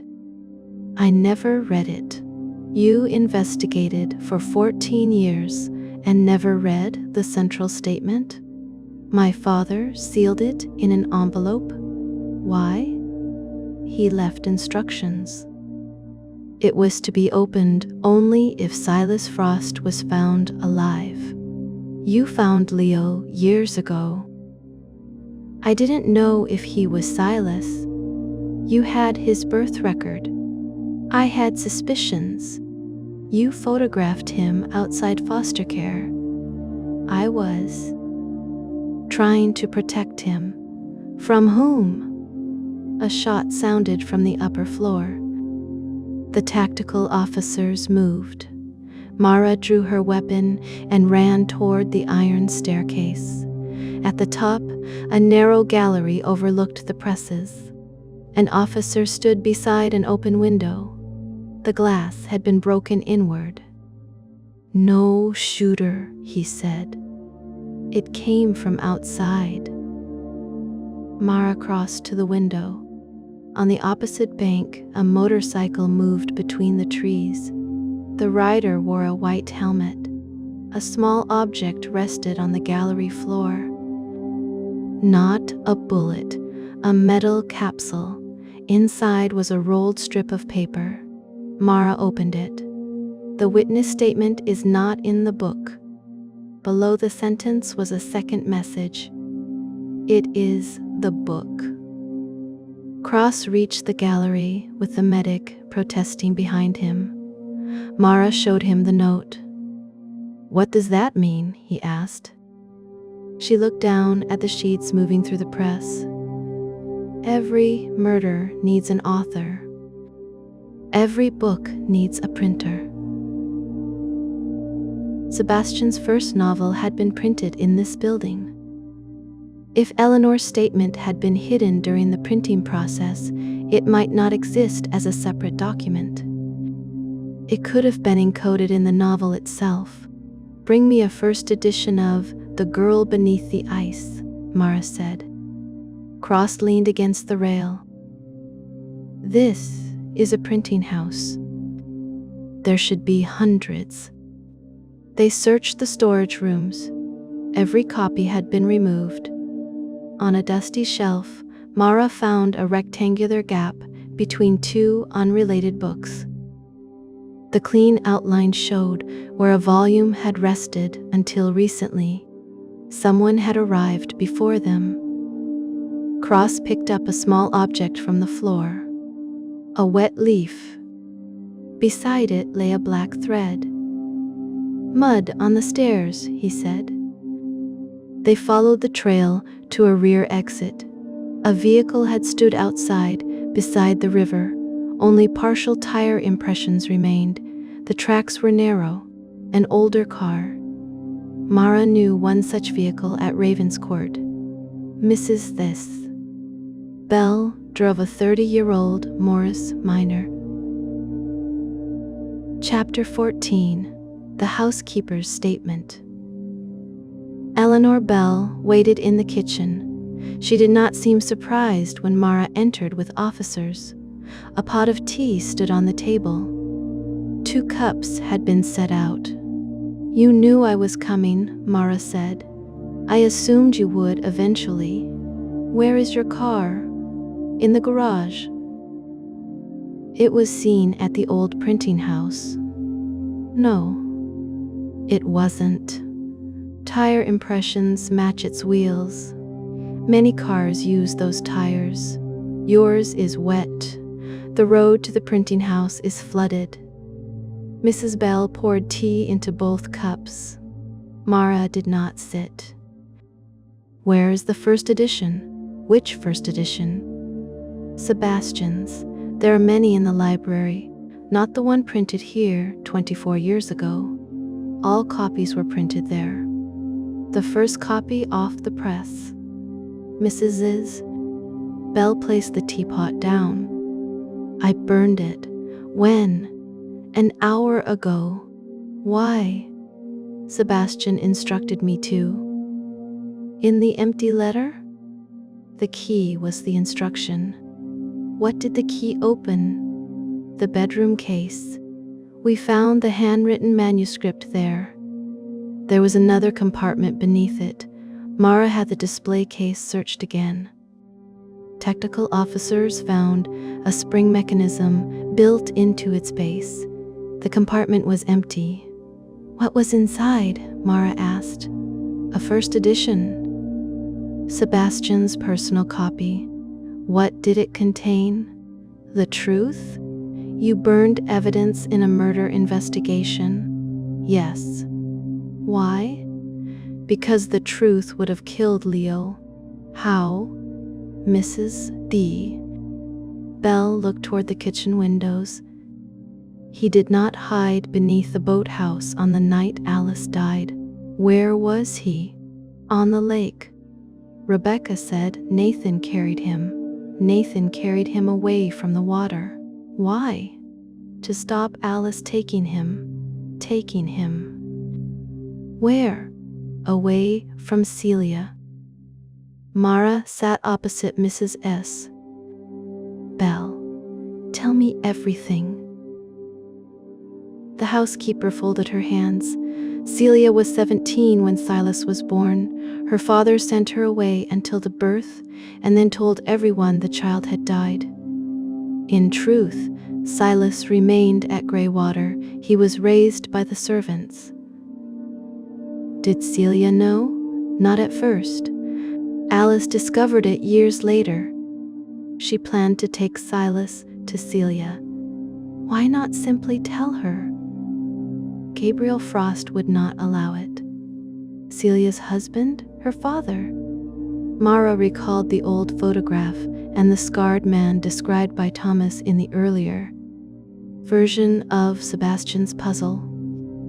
Here, the details were changing, but the same shadow remained around the Frost family. What did Gabriel do? He controlled the family, the money, the house, Celia's marriage, everything. Who was Silas's father? Peter Cross. Mara thought of Elias in the printing house. Did he know? Eventually, what happened on the lake? Alice brought Silas out of the house during the party. She intended to meet Peter near the northern road. Gabriel discovered them. He chased Alice onto the ice. Who else followed? Nathan, Sebastian, Rebecca, and Julian came later. Did Gabriel kill Alice? Mrs. Boston? Belle's eyes filled. Silas did. The kitchen became very quiet. He was 7 years old, she continued. He thought Gabriel was going to hurt Alice. He picked up a stone and threw it. The stone struck the ice, not Gabriel. The ice broke beneath Alice. Did she drown immediately? No, she held the edge. Gabriel could have saved her, but he didn't. He tried to pull Silas away. Nathan reached them. Sebastian reached them. Everyone shouted. The ice broke again. Who made the decision to leave her? Mrs. Bell looked down. Sebastian. Why? He said that if they attempted a rescue, more people would die. Was he right? I don't know. What happened to Gabriel? He took Silas. To where? No one knew. Peter Cross searched for years. Did Sebastian cover up the death? Yes. Why? To protect Silas, a child who disappeared that same night. And to protect Rebecca. What had she done? Nothing. But she was standing on the ice when it broke the second time. Sebastian believed the police would blame her. He loved her. Yes. What was the statement you gave, Peter Cross? My account of that night? And Sebastian encoded it in his novel? Mrs. Bell nodded. The first letter of every 23rd sentence. Peter believed it was safer than an official statement. Why 23? The number of minutes Alice remained alive beneath the ice. Mara felt cold. Was there proof she remained alive? Air beneath the ice. Searchers heard tapping the next morning. Mara closed her eyes for a moment. Alice had not drowned immediately. She had survived in a pocket beneath the lake while the people in the house concealed her disappearance. Sebastian knew? Yes. Did he hear the tapping? Yes. And still said nothing? He searched for her alone. By the time he found the place, the tapping had stopped.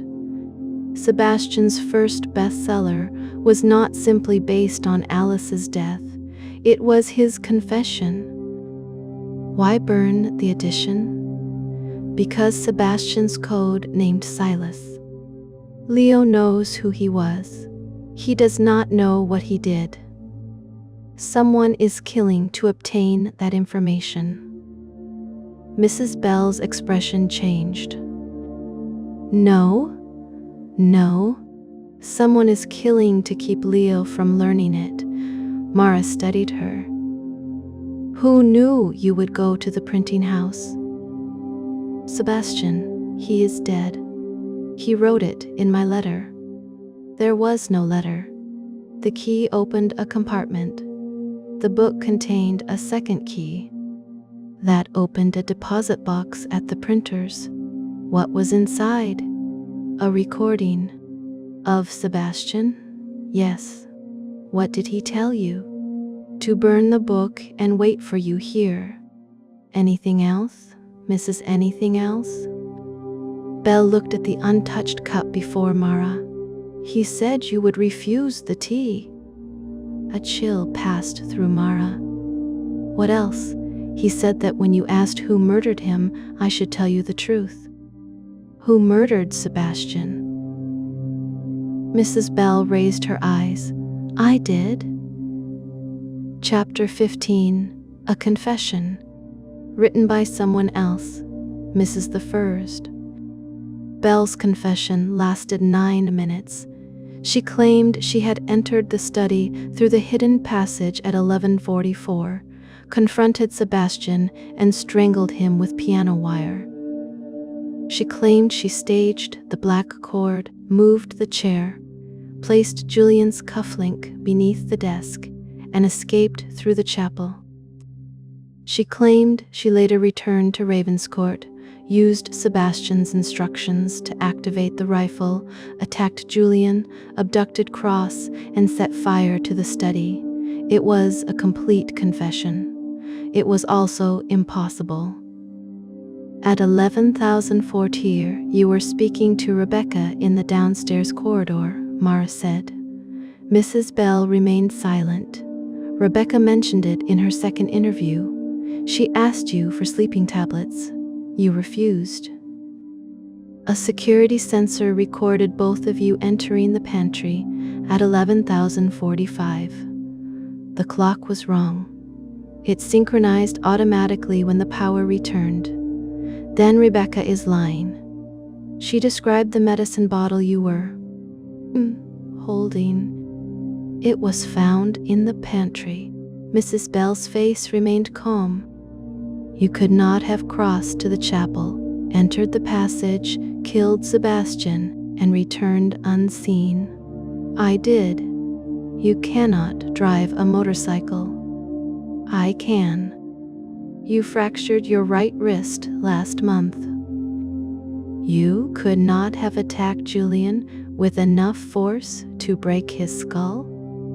I used my left hand. You did not abduct Cross from the hospital. Mrs. Bell leaned forward.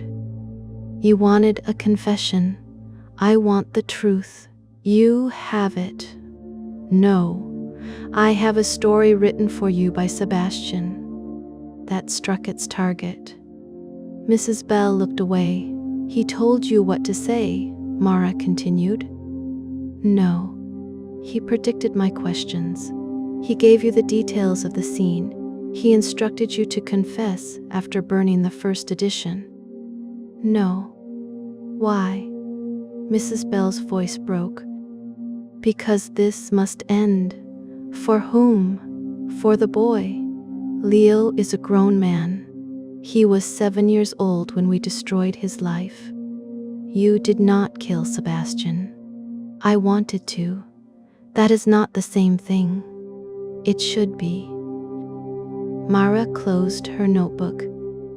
Sebastian invited 6 people to Ravenscourt. He gave each person a different appointment time and a different reason to kill him. Then he constructed evidence against each of you. Mrs. Bell said nothing. He selected me because he expected me to dismantle those accusations. However, each false suspect leads to a real secret. Thomas's counterpart would have revealed the hidden key. Julian led me to Greywater.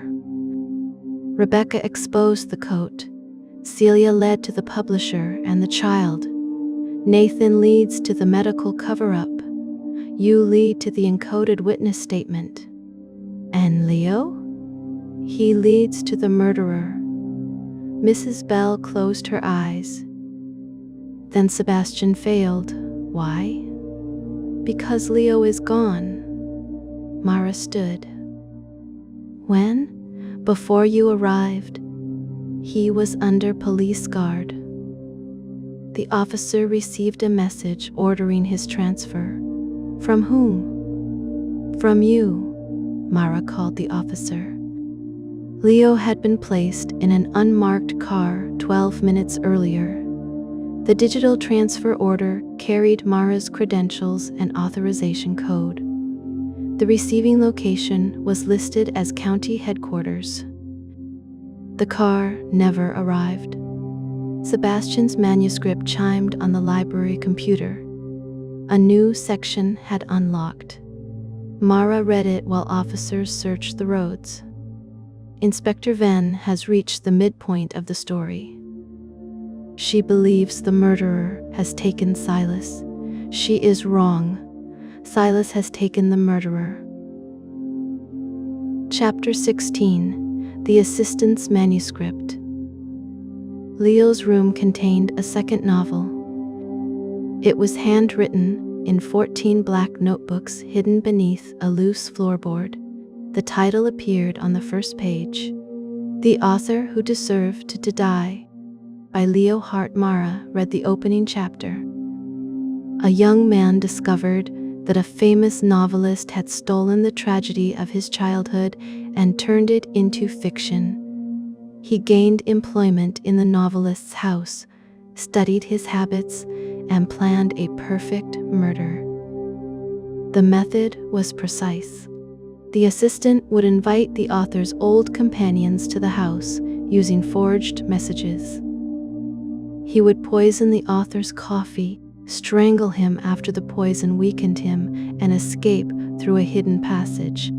He would then alter the unfinished manuscript so that every chapter accused a different suspect.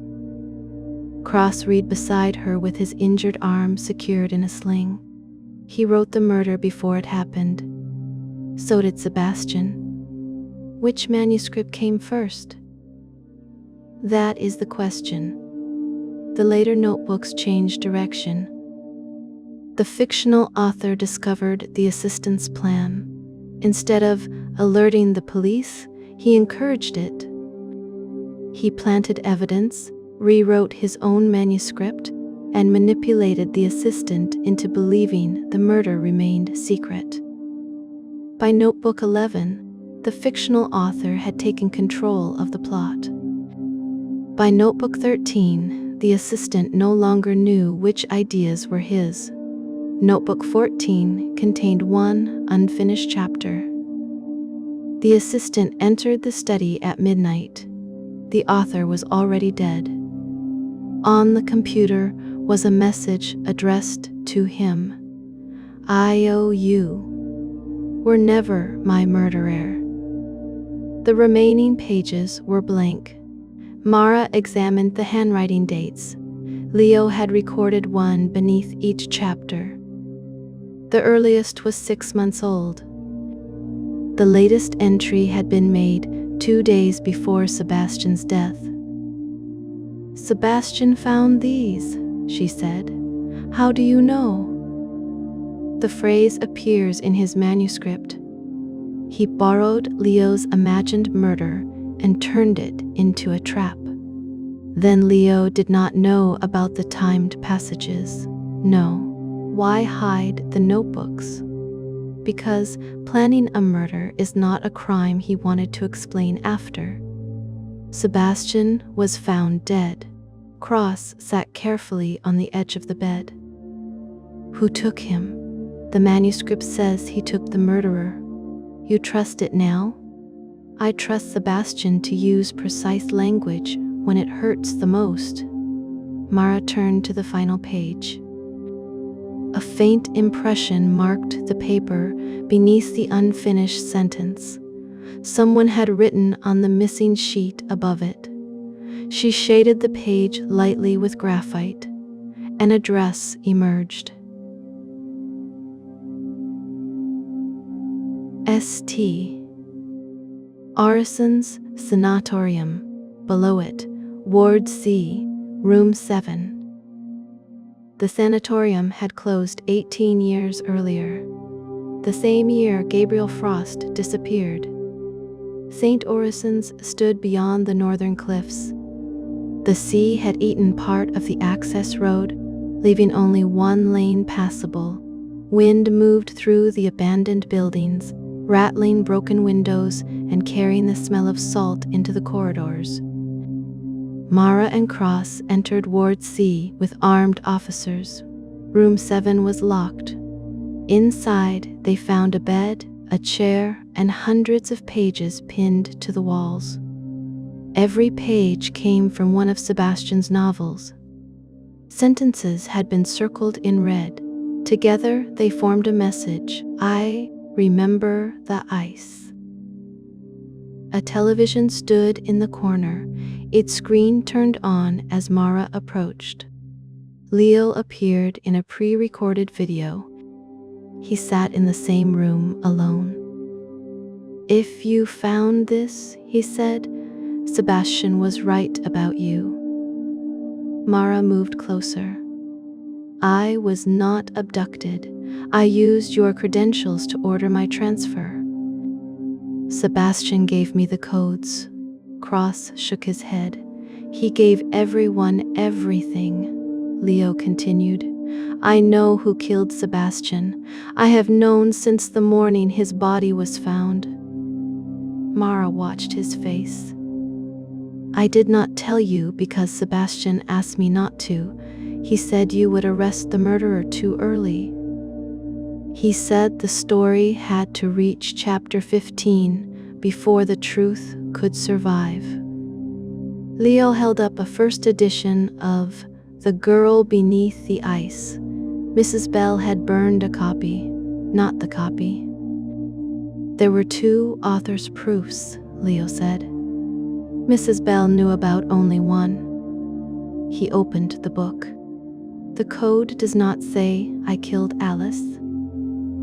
Sebastian altered it after Peter Cross read the original statement. The first letter of every 23rd sentence names someone else. Leo turned the book toward the camera. On the first page, he had written the decoded letters. Gabriel broke the ice. Mrs. Bell had lied to protect a dead man, or a man believed dead. Gabriel Frost survived, Leo said. Sebastian found him 3 years ago in this room. Mara looked at the empty bed. Gabriel had been confined here under a false name. He suffered memory loss after an accident.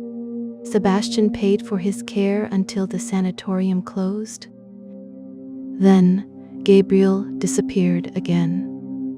Leo glanced towards something beyond the camera. I am going to find him. The recording ended. Cross-search the pages pinned to the walls. Sebastian knew Frost was alive. He may have believed Frost killed Alice. And Sebastian?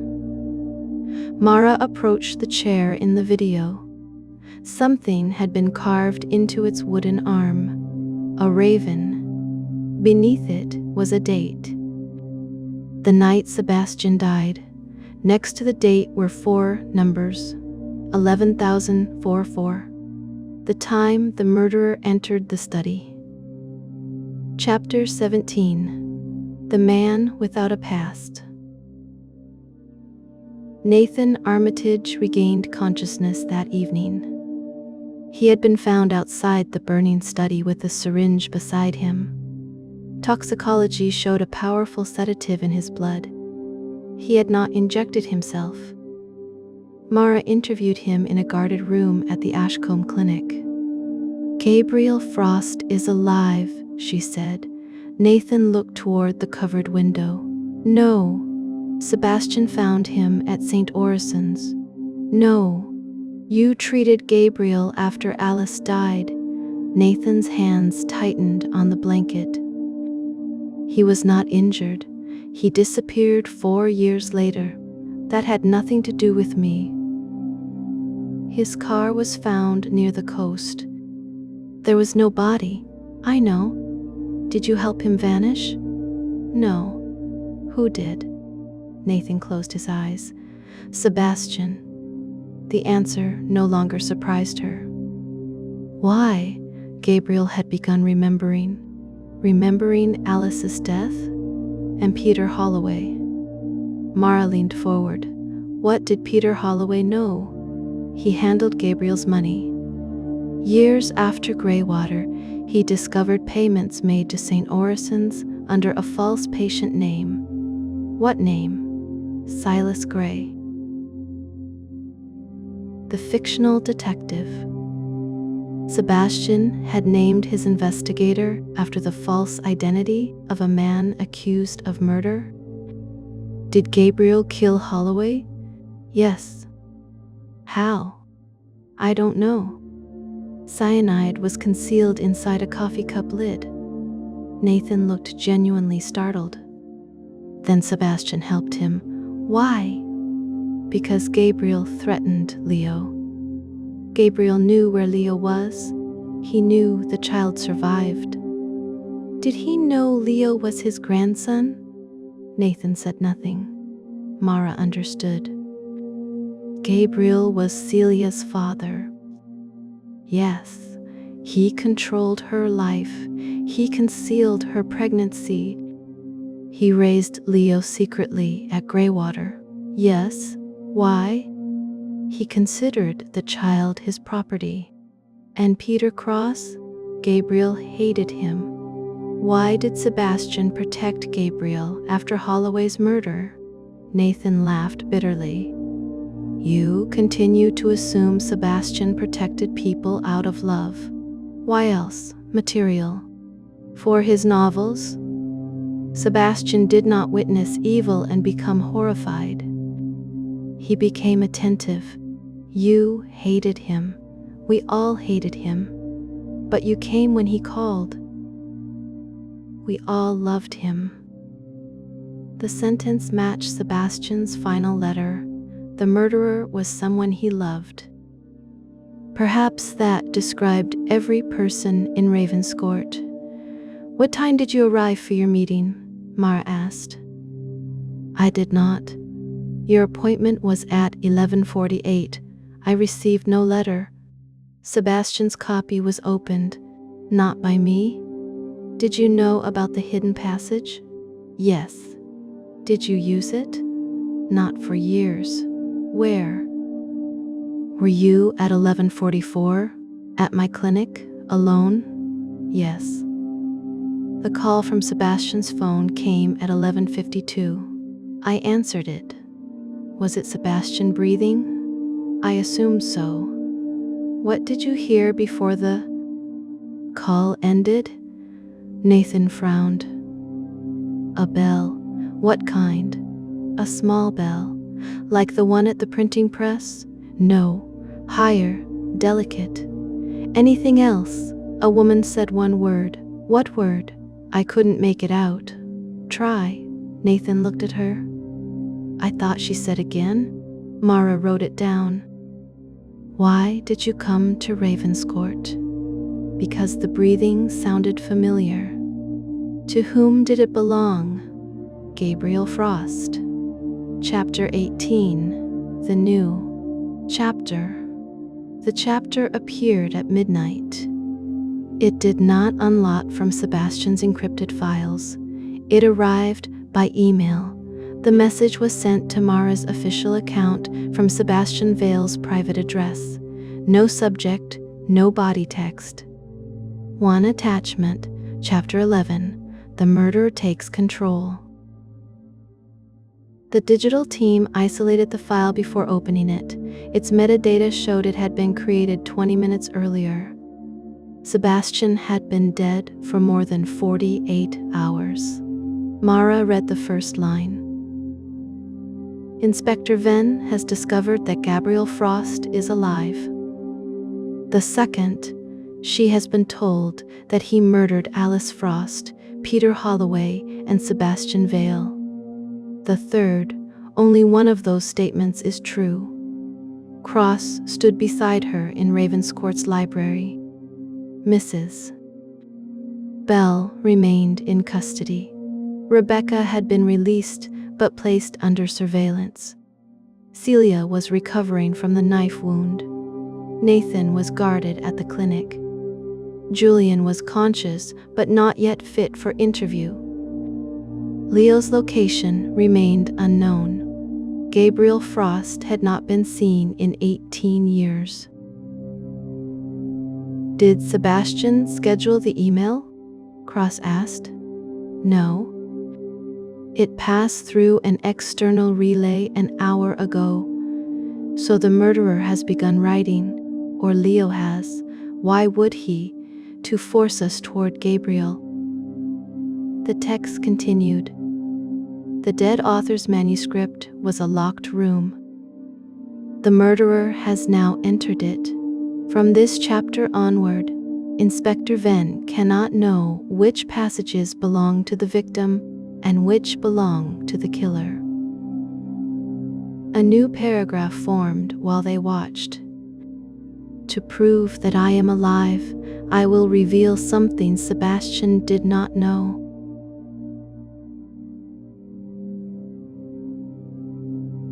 The photograph showed 6 adults and Leo. The next line appeared. She arrived after Alice walked onto the ice. She heard the tapping beneath the surface. She watched Sebastian search in the wrong place. She could have saved Alice. Cross's face changed. Who? The manuscript answered. Her name was Mara Venn. Mara did not move. Cross looked at her. That is impossible. She stared at the words. No. What do you mean, no? Mara had been 17 when Alice Frost died. At the time, her surname had not been Venn, it had been Mercer. She had lived 3 villages from Greywater Hall.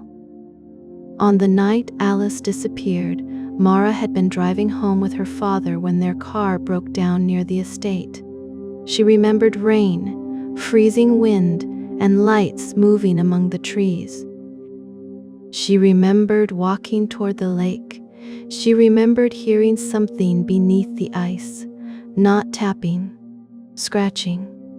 Her father had pulled her away. He said it was only the movement of branches under the frozen surface.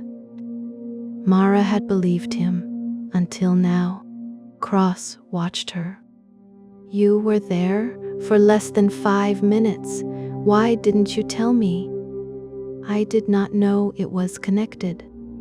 "That is not an answer. I was 17. I never saw Alice. I never entered the house. The death was not reported until the next day." The manuscript continued typing. "Ask her what her father carried from the lake." Mara felt the room tilt.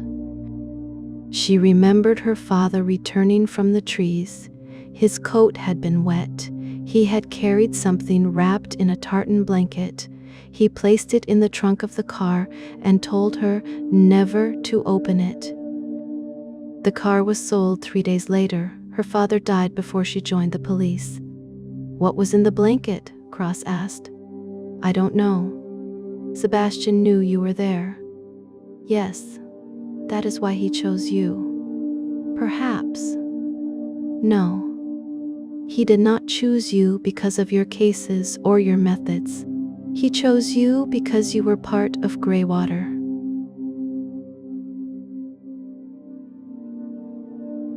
The detective has spent her life solving crimes because she failed to solve the first one. She believed her father was an honest man. Every child believes that until the story begins. An image loaded beneath the text. It showed Mara's father standing beside the frozen lake. He was holding the tartan blanket. A child's bare foot protruded from one end. On the reverse side of the scanned photograph, someone had written 3 words: "Silas was second." Cross stared at the image. Second what? Mara thought of the child carried from Greywater. Leo had been 7. The foot in the photograph belonged to someone younger. There were 2 children, she said. A new sentence appeared beneath the picture. One became the assistant. The other became the murderer. The computer screen went black. From the corridor came the delicate ringing of a bell. Once, twice. Then the lights failed. Cross reached for his weapon with his left hand. Mara drew hers.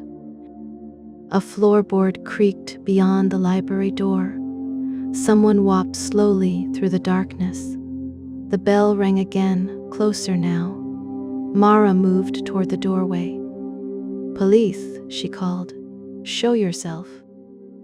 The footsteps stopped. A child's voice came from the hall. "Mara?" She froze. It was a recording. It had to be. "Mara, he told me you would remember." Cross switched on his flashlight. The beam cut across the corridor. No one was there. At the far end, the front door stood open. Rain blew into the house. On the floor lay a tartan blanket. Something moved beneath it. Mara approached with her weapon raised. Cross remained behind her, covering the stairs. "Mara," the child's voice repeated from somewhere inside the walls. She reached the blanket, pulled it away. A portable speaker lay beneath it. Beside the speaker was a human finger, recently severed. A silver ring remained upon it. Cross directed the flashlight downward. The ring bore the initials G.F. Gabriel Frost. A strip of paper had been wrapped around the finger. Mara opened it. The writing matched neither Sebastian's hand nor the message from the lake.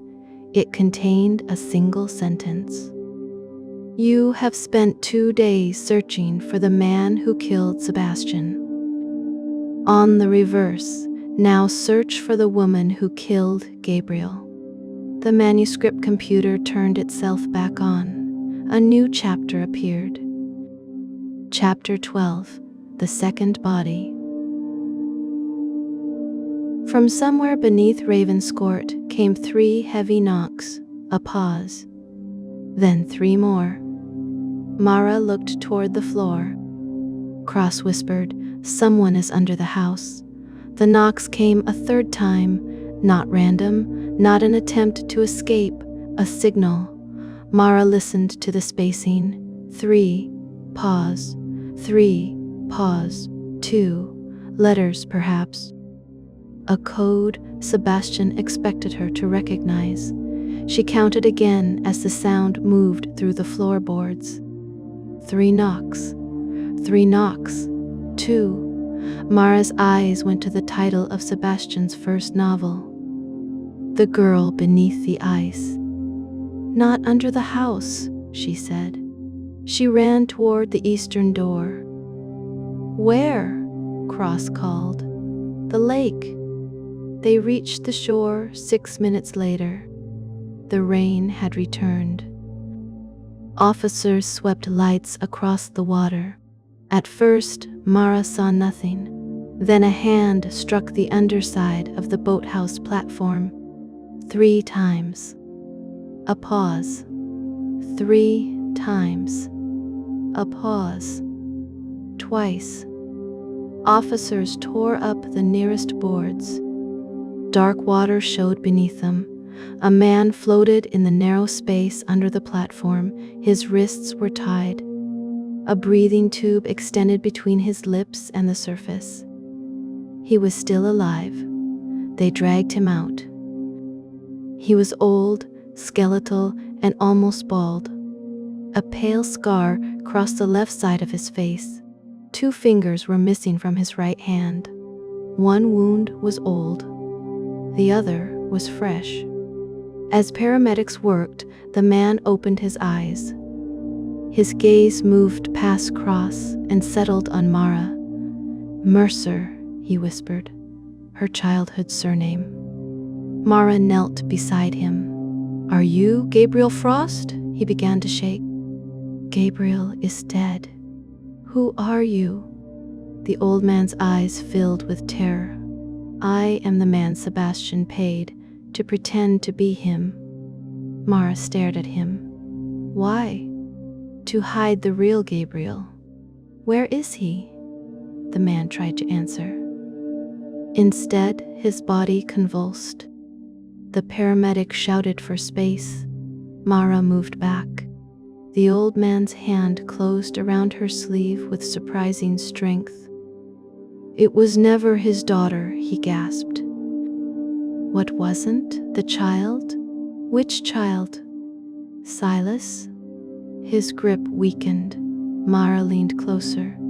"Who were Silas's parents?" The man's eyes fixed on hers. "Sebastian and Alice." Then his hand fell. The paramedics bent over him. Across the lake, Ravenscourt's tower windows shone against the storm. A light appeared in Sebastian's burned study. Someone stood behind the glass. The figure raised one hand. Then the tower went dark.